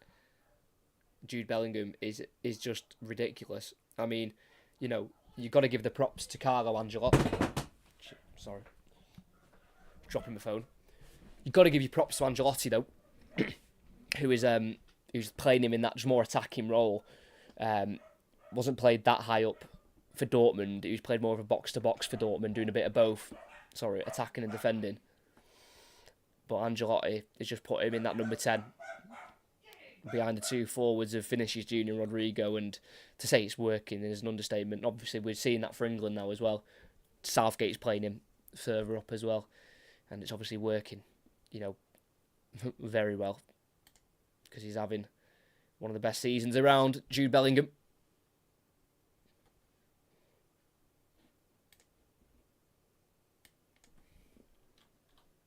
As the second half will be getting underway in a minute's time now at Portman Road, where Ipswich already lead 3-0 against struggling Millwall, who find themselves 19th in the table at the minute Not sure if they've gone any lower due to the amount of goals they've conceded. No, they stay 19th. Millwall. Thankfully, the bottom three sides are really struggling. QPR in 22nd with 13 points. Rotherham with 12, and then Sheffield Wednesday with 6.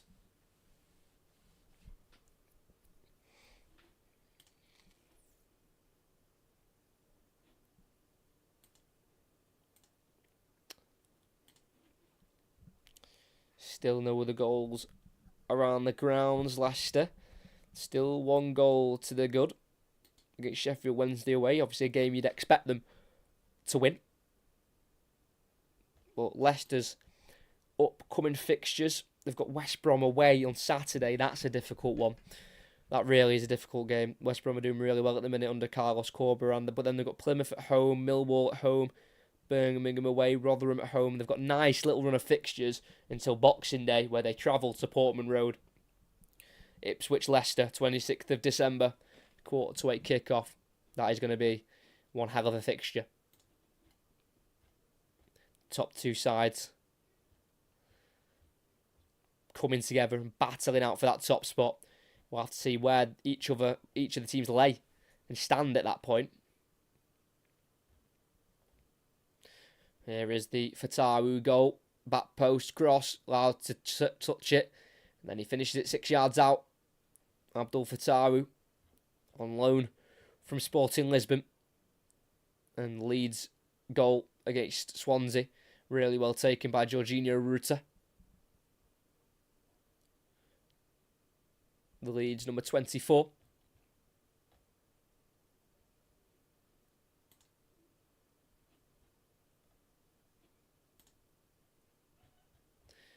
Joe Edwards is back out for the starting 11 here. The Millwall head coach. And the away side are going to make a change. Number 39, George Honeyman, signed last summer, 2022, from Hull. He'll replace Irish youngster Adimo Emaku. So George Honeyman on. He'll go on that right wing, the former Sunderland midfielder. Joined Sunderland, his boyhood club at the age of 10. Left in 2019. They played 6 times for Sunderland in their last Premier League season. So the number 39 for Millwall's on. And we get back underway. Ipswich kicking right to left, Millwall left to right. Ipswich with the kick-off. Tuanzebe forward towards Hurst. Loses out on the header, the Ipswich striker. It's now back with Millwall in their own half. Norton Cuffy inside here to Denor. Back to Norton Cuffy. Edge of the box here to Hutchinson. Goes down by Chaplin. Clears it long. Up the field. Headed to the right side here by Luongo. Hooked forward by Morsey. Finds Chaplin, who gets there ahead of Hutchinson. But unfortunately he was coming back from an offside position. And the flag's gone up on the Ipswich number 10. Connor Chaplin. I'm sure Sean Hutchinson was very pleased there because Connor Chaplin had beat him to the ball. Hutchinson will take the free kick from the offside. Out to the right side looking for Honeyman. Headed away by Leif Davis. Forward to Broadhead on halfway. Takes it on the turn and nutmegs Norton Cuffy. A great bit of skill from Broadhead, who's been tackled strongly there from behind by George Honeyman, who's just come off the bench at half-time. And it's a yellow card. A lot of pushing and shoving there. Straight onto the field, George Honeyman. And that is a heavy one. There's no doubt about that. Thomas Bramall's got the yellow card out. Honeyman pleads his innocence on halfway on the near side. Kieran McKenna wasn't happy with the challenge on his left winger, Nathan Broadhead. I'll have to get a replay of that one.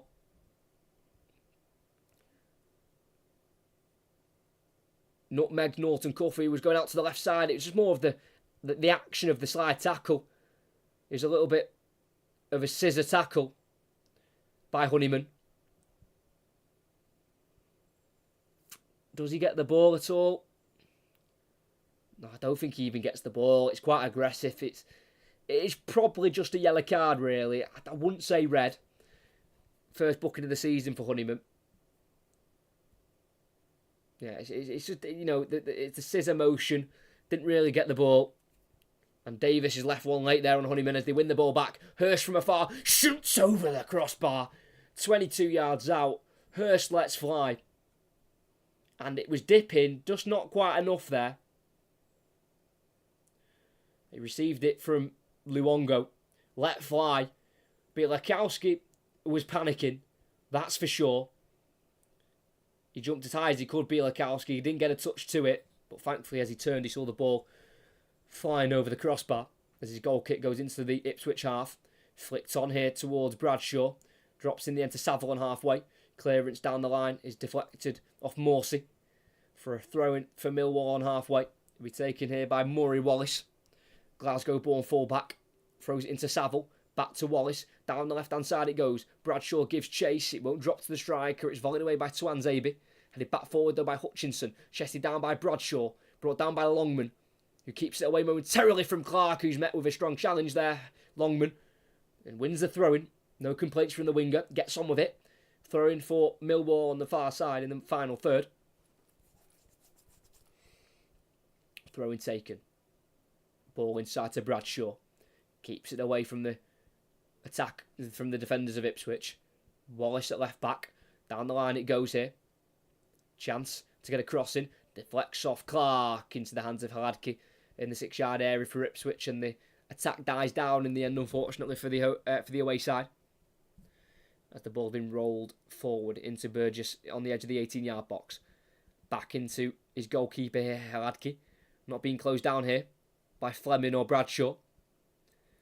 Just checking for his options. He goes back out to the left of Burgess, the left centre half, who goes high. In behind, looking for the run of Davis, who will not beat Harding to it. Harding towards the corner flag, runs out of pitch. Throwing for the home side.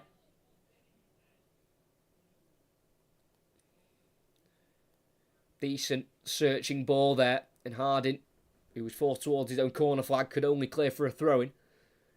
The throw-in goes into the box here, picked up by Morsey. Has to leave the box to keep possession.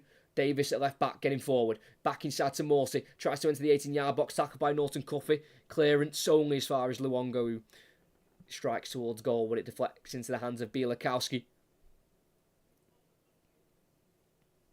Keeps hold of it here, the Polish goalkeeper. Like I said, the last meetings between these two sides were when they were both in the Championship back in the 18-19 season. As Bielakowski throws out to Norton Cuffy at right back, midway side his own half. Ball inside, past halfway. Denor. Fleming, man over here on the left, can't quite feed it to Longman. Good interception in the end for Ipswich, and it breaks to Chaplin, who looks to try and feed Burns in behind down the right-hand side. It's overhit, misplaced, straight into the hands of the Millwall goalkeeper. As they play out from the back, left back Wallace. Down the line. Now it's with Denor, the Belgian central midfielder, who glides it out to the right to Norton Cuffy. Decent touch, keeps it away from Davis for the moment, and goes back to right centre half Harding. Back to Norton Cuffy, still inside his own half here on the near side. Tries to go on the inside of Luongo, loses out. Davies forward to Hurst, lays it off to Chaplin. Looks to try and spread it to the right here to Burns. Again, misplaced pass picked up by Wallace, who has it on halfway here for Millwall. Just goes back here to Saville in the midfield for Millwall. Goes forward looking for Fleming, can't take it on the turn. Poked away by Luongo. Helped round the corner down the right side by Morsey into Burns, who will get there ahead of Wallace. In the final third here on the right-hand side. Forced to go backwards here, Burns, into Morsey. He goes out to the right here. And back he goes to halfway. It's Tuanzebe. Across into the centre circle to Burgess. It's now Luongo in the midfield. Out to the left. Pass cut out by Honeyman, but it will drop to Broadhead. It's now back on halfway here to Burgess. Forward 10 yards to Luongo. Being closed down here by Denor, and Broadhead loses out to Honeyman, who then is pulled down by Broadhead on halfway. And that'll be a yellow card for the former Everton winger.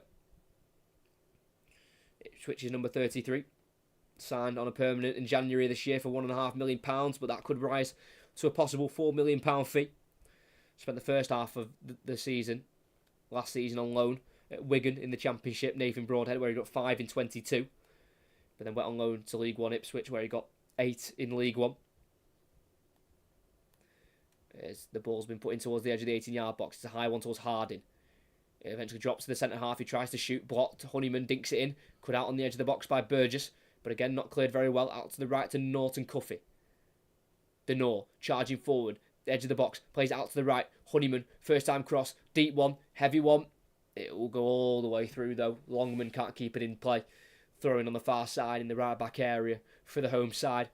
It's not a great final product there by George Honeyman, who had started the first 2 games of the Joe Edwards reign for Millwall, but has been dropped tonight alongside centre-back Jake Cooper after their 3-0 loss in the weekend to Coventry at home.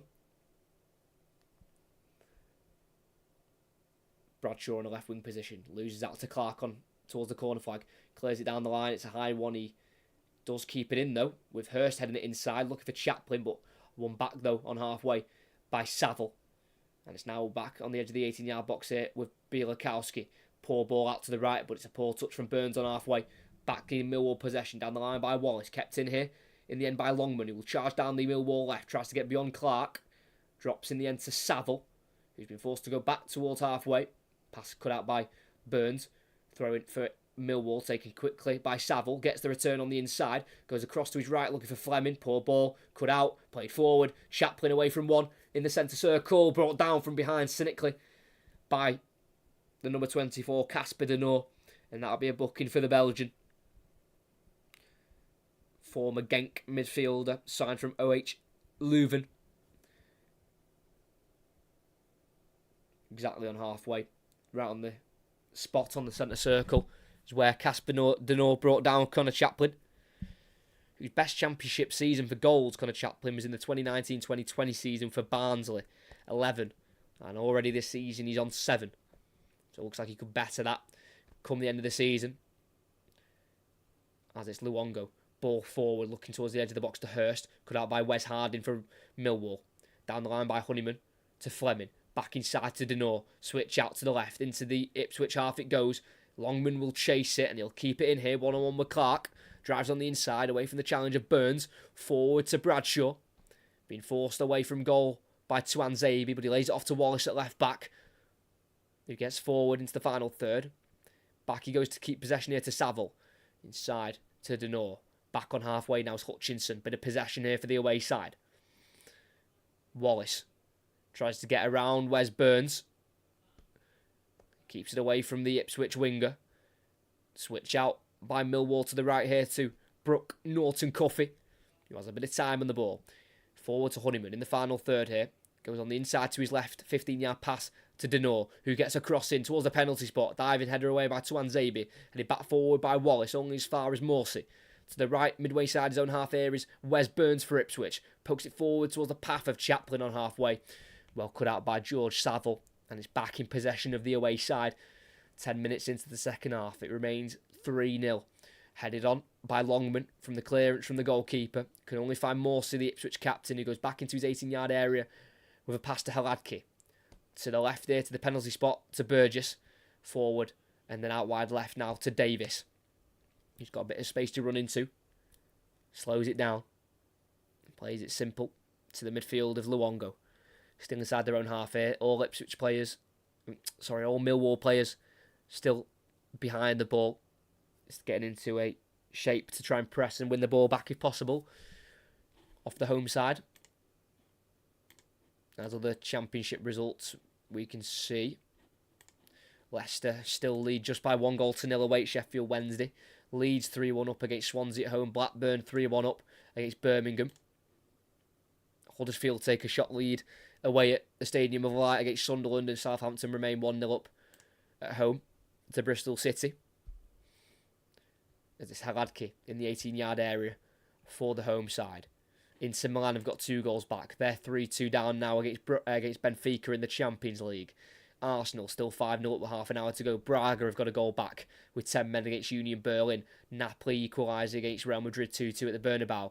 Bayern Munich, Copenhagen, Real Sociedad, RB Salzburg are both 0-0. They are your latest Champions League and Championship results around the ground. As Ipswich still have possession. Luongo, what a switch out to the right to Burns. Into the final third. Takes it down. One-on-one with Wallace. Tries to charge into the box. Loses his balance. Gets towards the byline where it's seen out for a goal kick by Murray Wallace. Good defending there by the left back, but not the greatest of touches out of his feet there by Wes Burns, who's not had a scintillating second half, but he was definitely a threat in the first half. Linking up and definitely producing a good cross for the first goal, which was nodded down by Hurst into the path of Chaplin for the goal to open the scoring 5 minutes in. Norton Cuffy for Millwall, midway inside the opposition half. He goes on the inside with a nice ball to Denor, then forward and out to the right to Bradshaw, on once more to Honeyman. Everything to his left here in the final third. One-on-one with Davis, tries to go on the inside, pass intercepted, and Luongo can take on both Honeyman and Norton Cuffy and drive down the left-hand side. Goes inside to his right here to Morsey. He goes back to the edge of his box to Burgess, and it can be Ipswich with possession inside their own half as Millwall just step off on the press.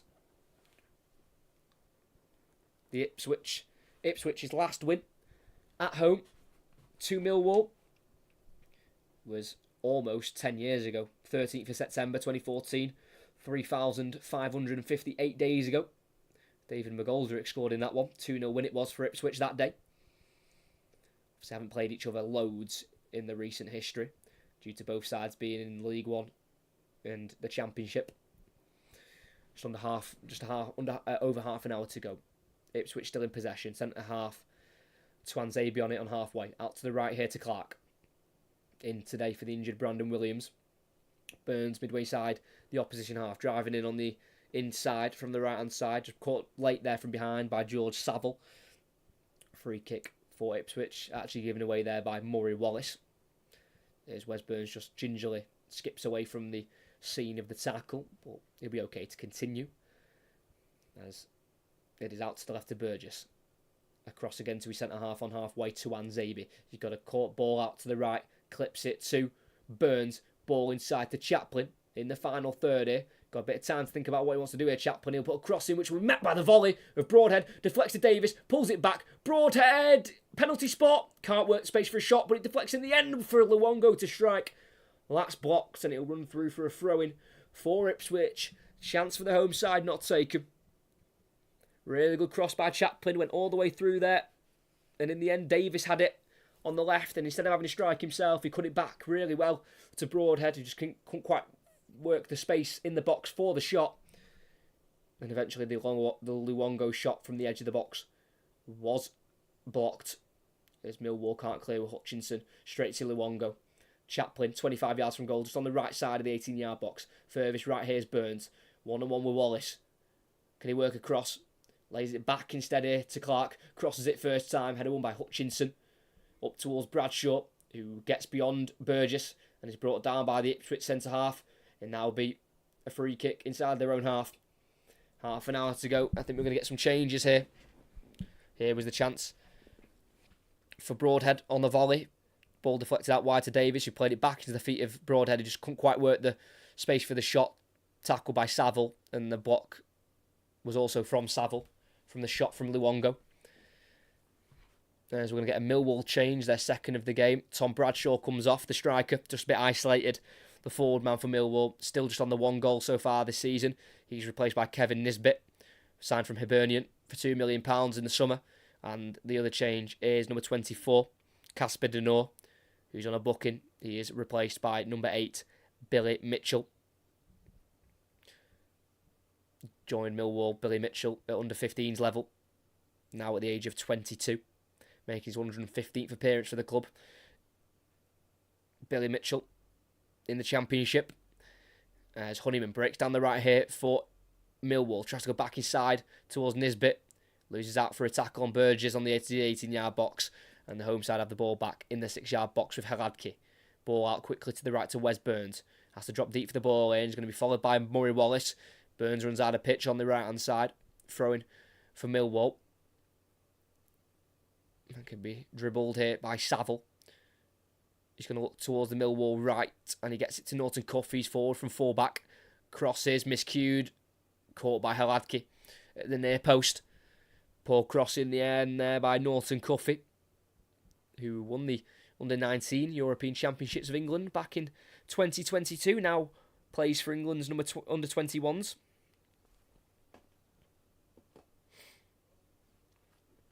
As Haladke dribbles it out of the 18-yard box. No Millwall player closing him down. As he clears it forward, it's a high one up towards George Hurst over his head, straight through to the opposite goalkeeper. Does have an assist tonight, George Hurst. The knockdown for the Chaplin goal, 5 minutes in. That's what he's good at, George Hurst. Winning his headers, 6'1", good target man to have up front.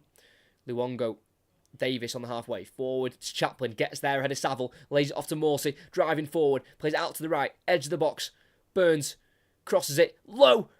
Oh, it's sliced behind by Millwall. I think that's Billy Mitchell.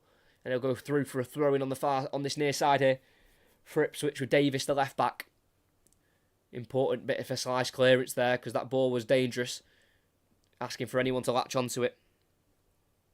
Thrown by Davis, gets the return here on the left-hand side. Ball through to Broadhead. Out to the edge of the box to Morsey. Short ball to Chaplin. Broadhead. Edge of the box. Playing it across his right to Clark. Furthest right's Burns and he feeds it to him. The Welshman. One-on-one with left-back Wallace. Made to go backwards here but gets on the inside. Ball to his left here to Morsey. Forward to Broadhead. Back to Luongo. Back out to the right here again to Burns. Can he get a ball in the box? Possibly. Goes for the pass instead. Eventually drops to Clark. Morsey. Forward. Burns. Tries the 1-2 with Luongo. Bit too much to ask for the Australian midfielder. And the ball will be seen. No, won't be seen behind for a goal kick. Kept in by Luongo. But eventually cleared by the Millwall defender. Towards Tuan Zabi. And it's eventually cleared out of play for Millwall. By Millwall for Ipswich, sorry. Thrown by Clark. Just about kept by Morsey as he plays it to the halfway line here to Burgess. Forward here to Broadhead. He's got an option of Davis to his left just on halfway. Finds him. Gets the return. Keeps the ball. Simple ball back to Tuan Zabi. Great ball in between the lines. Finds Connor Chaplin. Midway side. The opposition half. Dives forward with the ball. Shoots from afar and it has to be tipped over. Shot from around 22 yards out as he thanks Tuan Zabi for the pass. Getting it in between the lines there, finding those pockets of spaces, which he does so well, Connor Chaplin. Took it on the turn, dribbled away from Saville. Shot on his left foot. Had to be tipped over by Bielkowski. As Blackburn are only 3-2 up now. Another goal back for Birmingham. Siriki Dembele with both. With under 10 minutes to go. It's going to be on the far side. It's going to be an in-swinger here. Leicester still lead 1-0 at Sheffield Wednesday. Low one. Near post. It was met by Hurst, but it's blocked by Harding. It'll be another corner on that far side for Ipswich. 25 minutes to go, plus added on time.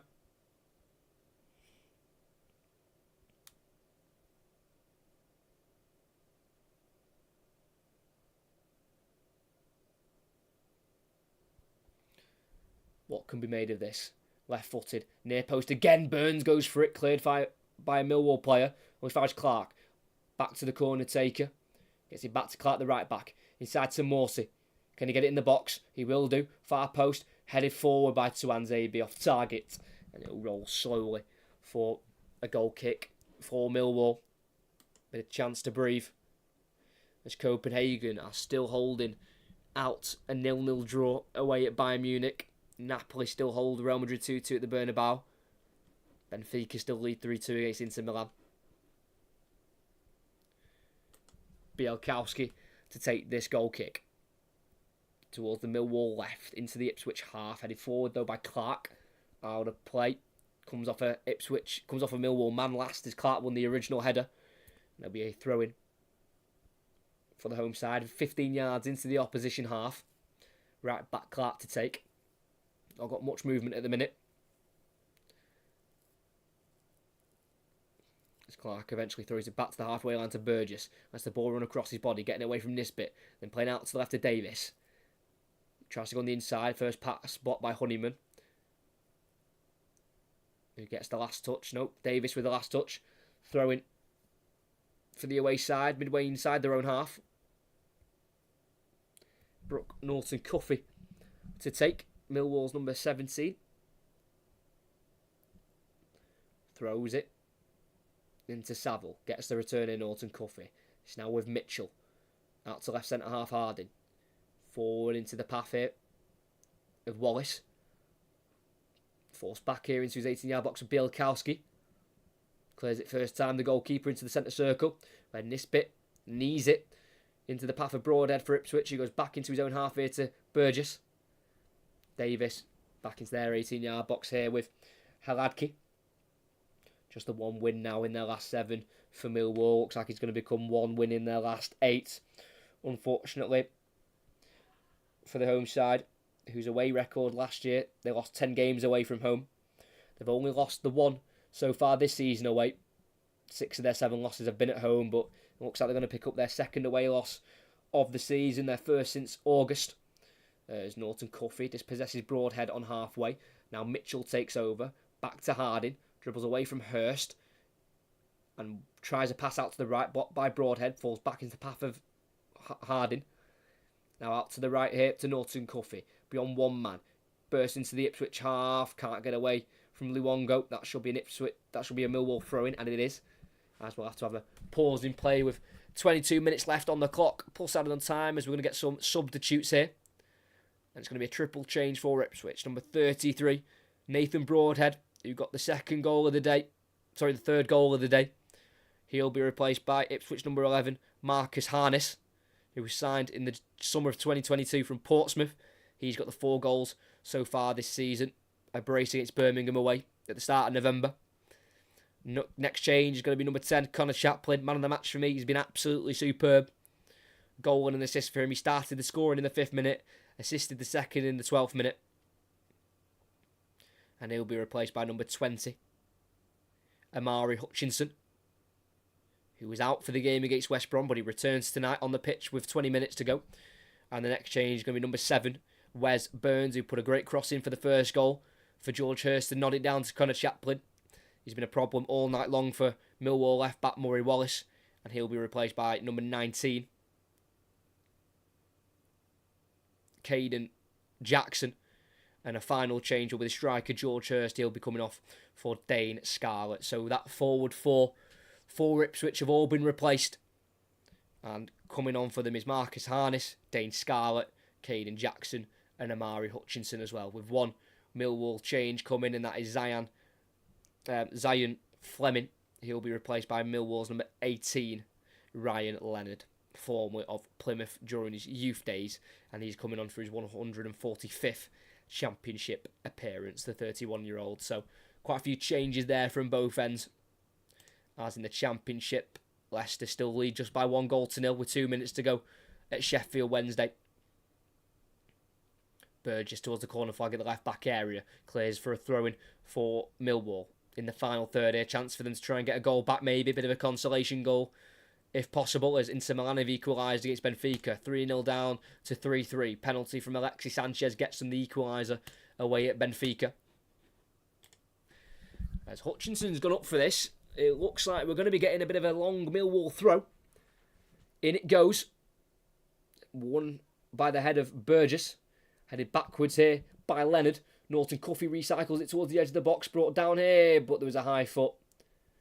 High boot there as Kevin Nisbet tried to bring it down there. The former Hibs striker. Not started any of the last 7 games in the Championship, Kevin Nisbet. As he tried to put the ball down from the air, he was penalised for a high boot. That's Ipswich on the ball. No goals yet in the second half. Under 20 minutes to play at Portman Road. It's Twanzebe on the edge of the 18-yard box. Back out to right back Clark. Back to Twanzebe, being closed down here by Nisbet. Moves it on quickly to goalkeeper Haladki. He's got all the time in the world to play. Simple ball into the 18-yard box here with Burgess. Edge of the box is Morsey. Got Saville on his back. But he works it to the right to Clark. Down the line looking for Caden Jackson. Bit of a poor ball picked up by Wallace. Ball inside to Saville. It's been won back by Morsey. It's now with Ipswich's number 11, Marcus Harness, on halfway. Now Hutchinson on loan from Chelsea for the season. Just the 1 goal for Amari Hutchinson. And that came away in their 1-0 win against Southampton in mid-September. As they've worked out to the left-hand side to Luongo for Ipswich. Ball out to the right, all on his own. Harness, pull back, Hutchinson. Can't get out of his feet. Currently goes back to goal, so he lays it off to Clark, who puts it across. Deflects out to Luongo. Oh, it's wide. How has he not got his second goal there? Not saying he should have scored because it was from the edge of the box, but he just looked like it gone through the net almost. He played the ball out to the right side. Harness pulled it back to Hutchinson, who ended up having his back to goal, slid it off to Clark, who slammed it across the goal. Cleared away by Millwall's centre-half of Hutchinson. And it only fell to the edge of the box where Luongo tried to place it bottom right corner. And it just avoided the post as well. Wide it went, not far away. As Ipswich look for their fourth of the game. Headed on by Wallace at left back into the Ipswich half. Headed away though in the end by Clark. Bit of head tennis going on. Where the ball's eventually brought down by Saville in midfield for Millwall. Harding forward. Halfway line. Longman. Back to Harding. Clears it first time down the left channel. Headed away by Tuanzebe on halfway. And it falls in the end here for Ipswich up front. And they work out to the left of Luongo. He's got Davis making a run at left back. Finds him in the box. Pulls it across. First time. Harness with this strike. Good block from Hutchinson. The Millwall centre half. Still alive on the edge of the box here for the home side. Poked to Davis. Inside to Hutchinson. Down the Ipswich left. Lays it off here to Davis in the final third. Simple 10-yard ball to his right here to Luongo. Completes a 1-2 with Morsey. And he's been forced back in the end there. But as he released it, Luongo, he was just caught by George Honeyman, the half-time substitute for Millwall.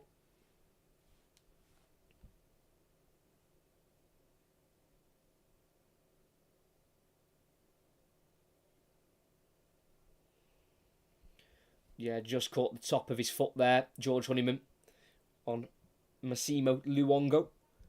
Ipswich central midfielder. Was here on loan, actually, Luongo, for Ipswich in 2012. Before returning in January of this year from Middlesbrough. Formerly with Spurs for 2 years when he was a little bit younger. Luongo back in 2011 to 2013.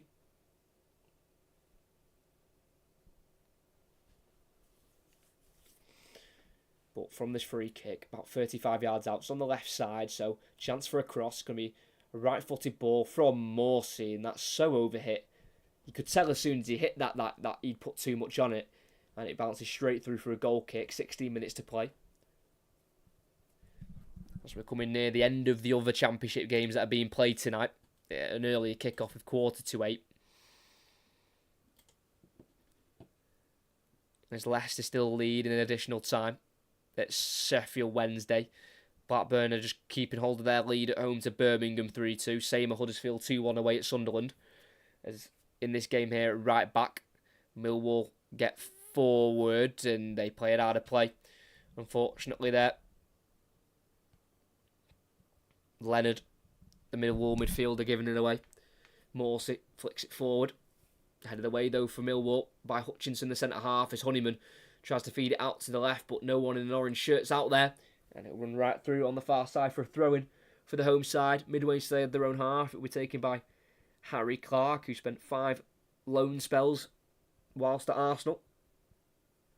As he was originally in the Ipswich Academy, his birth was in Ipswich. As we've not had many shots on target. Ipswich have had 9 shots to 1 on target. Millwall have had 1 shot, 0 on target. Those are the stats from the second half. As the ball's been played down the Ipswich left to Harness. Feeds it back into Davis. Midway side, the opposition half on this near side. Has to go back here to Luongo. Turning away from Honeyman. Down the line to Harness. Back to the Millwall goal. So goes into Luongo on halfway. Across into the centre circle to Morsey. Out to the right to Amari Hutchinson. Flicks it on once more to that right hand side to Caden Jackson. He's been at the club now for just over 5 years.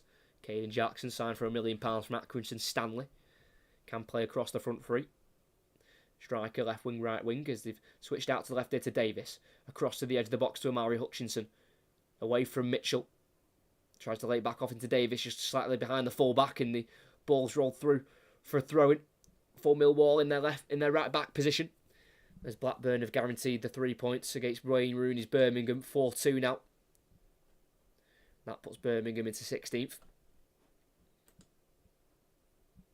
And Sheffield Wednesday have equalised. 93rd minute. Jeff Hendrick with the equaliser. That puts Leicester onto 43 points. And Ipswich are on 42. So as it stands, Leicester are drawing their first game of the season. and it puts Ipswich just a point behind the league leaders. What a result that will be. Sheffield Wednesday equalise 1-1 between Wednesday and Leicester City. That would put Ipswich 1 point behind the league leaders, and they meet each other on Boxing Day in a month's time. As it's at left-back position here for Millwall. Murray Wallace clipping it down the line, looking for halfway, finds Nisbet, good flick out to the left here, chance for Millwall to get forward as he enters the final third on the left-hand side. Longman, one-on-one with Clark, drives onto his right foot, curls across in, it's helped into the bottom right corner by Kevin Nisbet. Great finish from the Scotsman. And off the bench, he scores his third goal of the season. It's his first since game week 5 against Birmingham. And it was a good ball there into him by Wallace, and he flicked out to the left there, Nisbet. And then it was played into the path of Longman, who drove on the inside onto his right foot, just outside the 18-yard area, into Nisbet, who was just able to get a left-footed volley placed into the bottom right corner beyond Heladki. He just beats Davis to the ball. Really good volley from Kevin Nisbet, about 8 yards out. And it goes beyond a frustrated Heladki, as Ipswich have now not kept a clean sheet in their last 7 games in all competitions. They keep leaking the goals, but they keep scoring them. And unfortunately for Ipswich, it won't really matter too much that Millwall have got a goal back, because they should be able to see the 3 points through. But it's just a really disappointing goal to concede. But it is a good finish from Kevin Nisbet. 3-1, Millwall with a goal. Millwall won't be falling to another 3-0 defeat like they did at the weekend, as there was another change after that goal in the midfield. George Saville for Millwall, the Northern Irish central midfielder, is replaced by Luton loanee Alan Campbell, as Ipswich are back in possession. So over 10 minutes to go, Davis overruns it, tackled by Leonard. Norton Cuffy takes over, then Leonard again, charging down the right. He's got Honeyman to his right, but he's been tackled by Davis. Good recovering from the left back. And Ipswich have it back in their 18-yard area with goalkeeper Heladki. As Huddersfield have won against Sunderland 2-1 at the Stadium of Light. Big 3 points for Darren Moore's men in the Championship down the bottom of the table. Not great news for Millwall. As Heladki plays it to Morsey, midway side the Ipswich half. He's been tackled after being pulled back there from Alan Campbell, the recent substitute for Millwall. And Tuanzebe takes it to the right back, Clark. Forward to the halfway line to Omari Hutchinson. Ball down the right, over the top, beyond Harding. Gets it to Jackson. He's got players in the box to aim for. Goes back in the end to Hutchinson. Jackson again, just under his foot in the end. And out for a throw-in for the away side. As play is still continuing at Sheffield Wednesday. Still 1-1. As the gap at the top goes to 1 point. If it stays the same, it'll be Leicester's first draw against bottom side Sheffield Wednesday. But really good finish there from Kevin Nisbet, getting in between Davis and Burgess.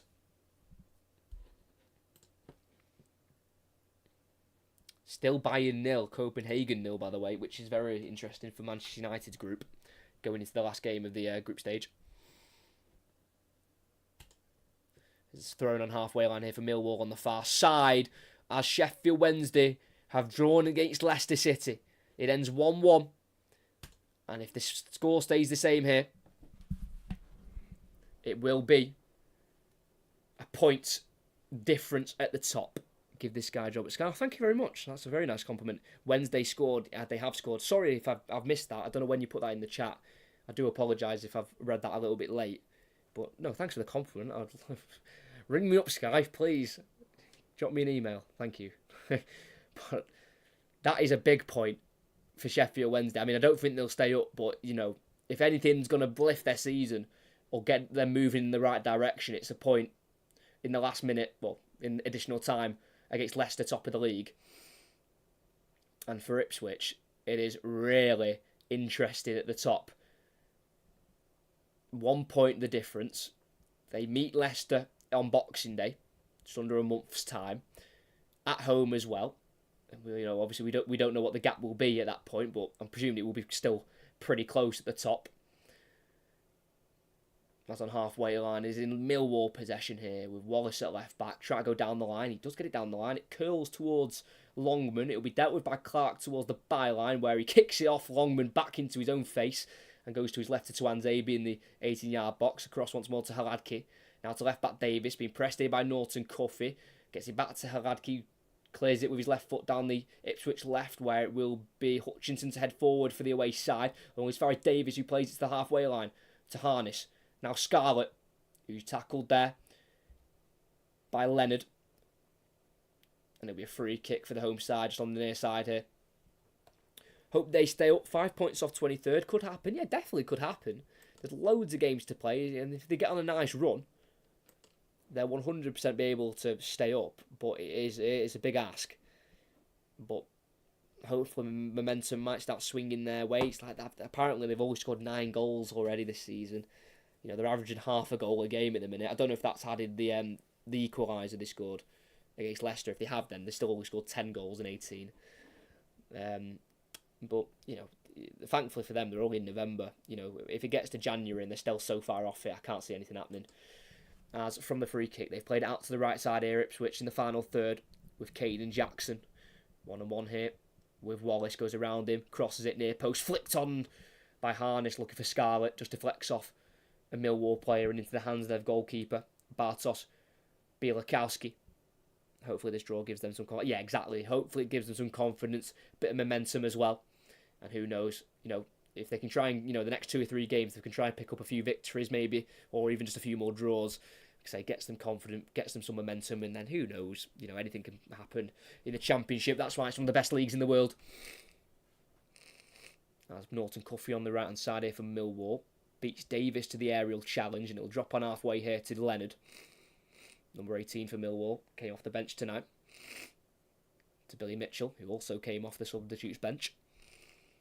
In the centre circle now with Wes Harding, Millwall's number 45, who has represented Jamaica twice.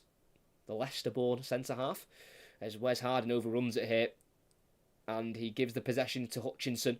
But then they win it back for Alan Campbell. Midway side, the Millwall half. Got away with that one there, Wes Harding. Out to the left to Longman, who provided the assist for the Nisbet goal for Millwall. 6 minutes to play. Leonard down the line on the right side for Millwall. Back into Leonard again. Halfway line here is Billy Mitchell. Born in Millwall. Millwall's number 8. Whole family are Millwall supporters. Centre circle here is Alan Campbell. Back into his own half here with Hutchinson. Lifted ball. Flicked on by Nisbet. Looking for Honeyman. Overhit header. Misplaced. Falls to the feet of Burgess, who goes back to his own goalkeeper here, Haladki. Closed down by Honeyman. Quickly shifts it towards the halfway line where the head has been won by Dane Scarlett. But it'll drop only as far as Hutchinson at the back for Millwall. Forward by Mitchell. Out to the left here to Campbell. He's got Longman furthest left. And he'll play it into his feet here. But he's been tackled by Clark. And the ball will drop to the right back in the end. As he tries to flick it away from Longman. Comes off the Millwall man last and out for a goal kick. They have a good run of games. December, Blackburn, QPR, Preston. Yeah, Blackburn's going to be difficult. But QPR, they'll definitely fancy. Preston are on a bit of a down slope at the minute, I think. If I'm not wrong, if I'm wrong, I do apologise. But I swear their results haven't been great recently. Preston, yeah. 4-0 loss yesterday to Middlesbrough. Lost the last minute. 2 goals in the added on time against Cardiff. And then they've won against Blackburn away, won at Coventry at home, but then lost to Hull away. So yeah, they'll fancy picking up some points. When you're in the position of Sheffield Wednesday, you've got to go into every game fancying to pick up some points, or you know it's a lost cause. You've got to go into the game thinking you can get something, because if you're going into the mentality of we're going to just get beat, then obviously you'll have absolutely no hope in the world at all. But for Millwall, they've got some challenging fixtures coming up, to say the least. Sunderland, who are just outside the playoffs, they've got them at home at the weekend, and they've got to travel to Cardiff, who are in the playoff spots themselves, on the 9th of December. Then they go to top of the league, Leicester, on the 13th. So it does not get easier for Joe Edwards and Millwall. As Kieran McKenna's 100th game in charge was that 2-0 defeat at the weekend to West Brom. But this is his 60th win as Ipswich boss. Got a win rate of just under 60%. as Clark wins the header at right back into the path of Caden Jackson, who can't get beyond Murray Wallace at full back for Millwall. Midway side their own half here is Alan Campbell. More centrally now is Billy Mitchell, who swings it out to the right, comes off the back of the head of Leonard, didn't realise, and then trickles out for a throw-in for Ipswich. Very fortunate way of winning a throw-in, but they will take it nonetheless. And thankfully, the mist has just, started to fade. At the start of that second half, and about from midway inside, from the start of the second half to midway inside the second half, sometimes I didn't know who was on the ball, because I couldn't see who was on the ball because of the mist. I couldn't see the number or anything. I couldn't make out who it was. But thankfully, it's all disappeared now, and I can see clearly who's on the ball. As Ipswich have got it on halfway, with Burgess, the centre half. Been closed down by Norton Cuffy, but still can get the ball forward here to Luongo. Out to the furthest left, here's Davis. Inside to Harness. Getting away from the run of Billy Mitchell and skipping beyond Hutchinson. Pulls it across as well. Scarlett on the turn. Strikes. It's well saved by the foot of Bielkowski. Drops back towards Scarlett. Harness with the shot instead. Saved again. Needs to be cleared by Leonard. And it is eventually in the box. And Ipswich could have made it and probably should have made it 4. Dane Scarlett with the main chance. The man on loan from Tottenham. Still looking for his first goal in Ipswich colours. And Harness also had a chance. But it was dropped. It was eventually saved again by Bielkowski. And Ipswich don't score and Millwall survive a 4th. Good save with the feet there on Scarlett. And then another good save on Harness with the hands that time, diving low to his right. So I dropped my phone again. If you are new, if you could like and subscribe, that'd be fantastic. Commentary coming tomorrow. Ake Athens taking on Brighton, 4:45, and then 2 at the weekend. We've got Nottingham Forest, Everton, 5:30 Saturday. And then on Sunday, we've got Manchester City, Spurs at 4:30. As we've just had another change there for Ipswich. Luongo's come off, I believe, for number 14, Jack Taylor. Didn't quite catch it. That is my mistake. Do apologise. Yeah, number 14, Jack Taylor's come on in the midfield for the last few minutes, including added on time is Leif Davis from fullback in a left wing position here in the final third. He goes back into the path here of Taylor, the substitute. 10-yard pass to his right here to Morsey. Getting pressured here from Honeyman. Just about shifts it away from Billy Mitchell. And it's back on halfway here with Jack Taylor, signed in the summer for £1.5 million from Peterborough, who obviously had that heartbreak against Sheffield Wednesday. He scored in that first leg, that 4-0 win. Jack Taylor. There's a ball through there from Scarlett into the 18-yard box, looking for the runner. Davis goes back to the goalkeeper there. And he takes a touch for some reason, Bielkowski. And then he's tackled. He played the ball back there from Hutchinson, took the touch, and then was tackled there by Caden Jackson. The last touch came off the Ipswich man, but why on earth Bielkowski's taking a touch, I do not know. You just got to clear that. But he got away with it in his funky pink and purple goalkeeper strip tonight. And in his red boots, he clears it down the Millwall left, just beyond halfway. Headed back forward by the Ipswich captain, Morsey, as we've got 4 minutes of added on time here. Headed away by Wallace. Headed out to the left by Nisbet to Longman. Gets a touch ahead of Clark. Down the line it goes towards Longman by George Honeyman. And Longman will give chase. But Tuanzebe right back for Ipswich. Cleans up with a 1-2 with Heladki. And then he clears up the field towards halfway. Can't reach Dane Scarlett. Cleared by Millwall. Headed inside by Clark. Helped across towards Davis. But it's picked up by Norton Cuffy, who can't get there ahead of Burgess. And it's out to the left back now, Davis. Strides forward. Gets it on the inside, looking for Scarlett and for Hutchinson on halfway. But just goes beyond him and runs through for Harding in the centre circle for Millwall. And it's with right centre half here, Sean Hutchinson, who has been at the club now for quite a while. Joined on a free in July 2016 from Fulham. Sean Hutchinson didn't score last season. He's yet to score this season as well. But he was in the Millwall squad, who was promoted to the Championship from League One in 2017. Been a great servant for the club, Sean Hutchinson. Making his 249th appearance tonight for the club. 250 next for Hutchinson. As they've worked out to the right here, Norton Cuffy, final third, crosses it, comes off Leif Davis, and it will drop for a corner. Couldn't quite be avoided there by Václav Hladky in the Ipswich goal. And they won't want to concede a second. Even if Millwall do score from this corner, with 4 minutes added on, got 2.5 minutes to play. It'd be difficult to see them get a third, but they don't want it to look like a close game really. Ipswich, as the ball goes in, header won in the end by Burgess, worked back out by Campbell to the right to Honeyman, who just took that corner, swings it back in, headed away on the exit of the 6-yard box, drops here to Campbell, back out to the right to Mitchell, curls across in, far post, keeper comes for it, punches, back to the edge of the box again, brought down here by Nisbet, back out to the left by Leonard, to Campbell, just under 2 minutes to go now.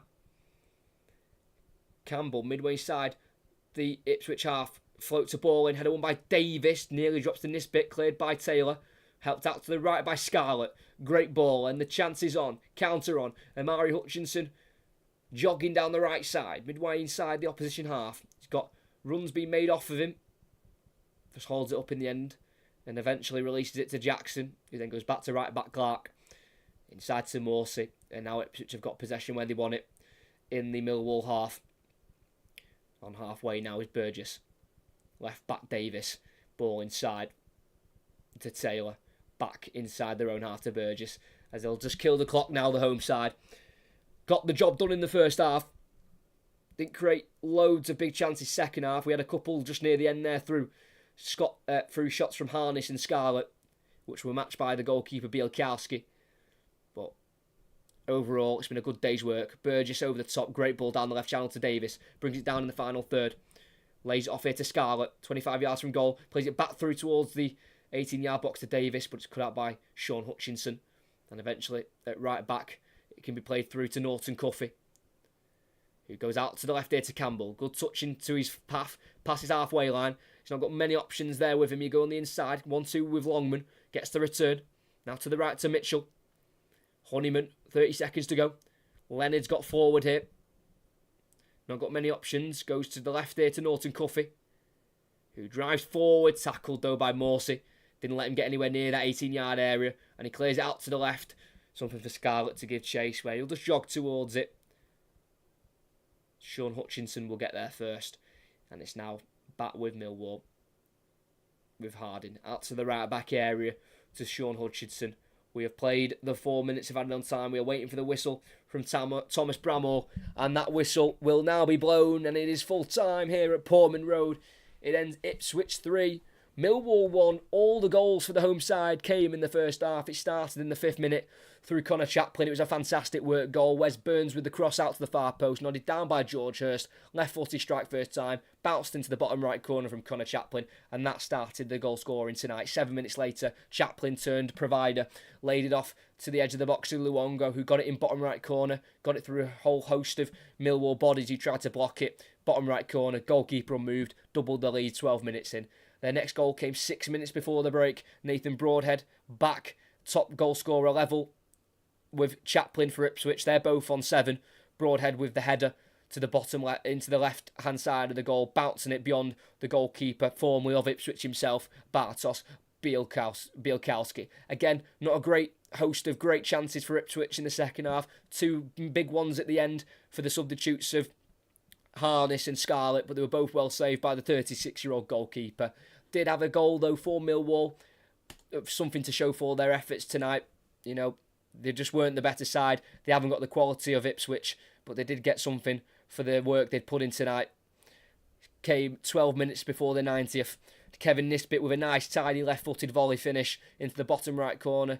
Getting to the ball ahead of Davis, the Ipswich left-back, after a good right-footed swinging cross-in from the left by the Millwall winger of Ryan Longman. But at full-time, at Portman Road, Ipswich 3, Millwall 1, and another big bit of news elsewhere is Leicester drew 1-1 away at Sheffield Wednesday. We're bottom of the table, and that means Ipswich are only a point off the top in their first season back in the Championship. They were relegated at bottom of the league back in the 2018-2019 season, and now they're back, and they are back better than ever. They are second, a point behind first, and they welcome Coventry at the weekend. And after that, they've got back-to-back away games against big sides in the Championship, Middlesbrough and Watford, but they will fancy it against anyone in this division. Thanks to everyone who was watching. Arsenal ended 6-0 Great commentary as always. Cheers, mate. Yeah, give him a job, Sky. No, please, Sky. I love that. But we will just have a roundup of the results just very, very quickly from tonight's game. In the Championship, Sunderland lost 2-1 against Huddersfield. Southampton saw out a 1-0 win against Bristol City at home. Kyle Walker-Peters with the goal. Blackburn 4, Birmingham 2. Wayne Rooney's side lose again, but Leeds do come out 3-1 winners against Swansea at home. Dan James with the third in the second half. And then Sheffield Wednesday in the 93rd minute, Jeff Hendrick with the goal.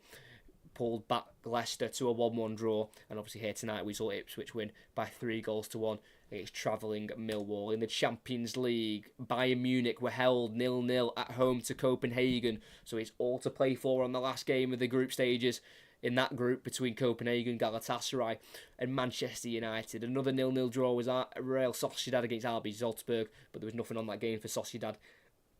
They are already through to the next round. Arsenal did end up winning 6-0. They were 5-0 up at half-time. Jorginho penalty in the 86th minute added to that for that to finish 6-0. Real Madrid ended up coming out victorious at home to Napoli, 4-2 in the end.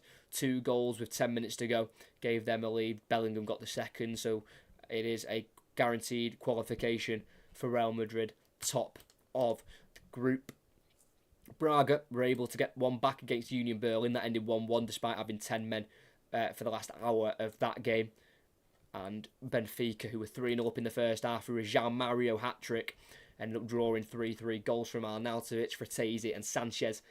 Man, it was 3-3 to Inter Milan, and near the end Antonio Silva got a red card for Benfica, but it wasn't enough for Inter Milan to go on and get a winner. So Inter Milan and Sociedad both on 11 points going into the last game of the group stages, so it's all to play for in that one as well in Group D. As we're going to get a replay of the goal here. We just launched into the sky here for Sheffield Wednesday. Edge of the box, helped on towards Jeff Hendrick, 6 yards out, allowed to get the strike off. And it is absolute scenes for Sheffield Wednesday. You get a point at home. They haven't had many points this season, and that'll be a great feeling for them, nicking 2 points off top of the league, who probably went to Sheffield Wednesday just thinking they were going to walk all over them at Hillsborough. You know, thinking they're just going to go take the 3 points and carry on with their season, but that's not the way the Championship works. It always throws surprises here and there, and that's a big one. That is a huge one. I'm surprised by that result, but like I say, that's what the Championship brings. So if everyone likes the video, make sure you subscribe to the channel as well if you haven't already. Next commentary coming up is tomorrow, Thursday, 5:45. Brighton travel to Athens, take on AEK Athens in their 5th and penultimate game in their group in the Europa League. Then 2 at the weekend where Everton travel to Nottingham Forest on Saturday at 5:30. And then we've got the main fixture on the Sunday, 4:30, Tottenham travelling to the Etihad to take on Manchester City. So they are the commentaries coming up this week. And if you're interested on the ones that are going to be happening next week, subscribe, keep an eye out on the channel because I will schedule them ahead in time so you know which commentaries are coming up on the channel. But for me, that'll be the end of the live stream. Make sure you like and subscribe if you have not already. And here at Portman Road, 3 goals in the first half was enough for Ipswich to take all 3 points. One consolation from Kevin Nisbet with 12 minutes to go was just a half showing of what Millwall was doing, but in the end they struggled to really get their game flowing like they want to under their new head coach Joe Edwards. And at Portman Road here, in the Championship, it ends Ipswich 3, Millwall 1, and that gap at the top is only 1.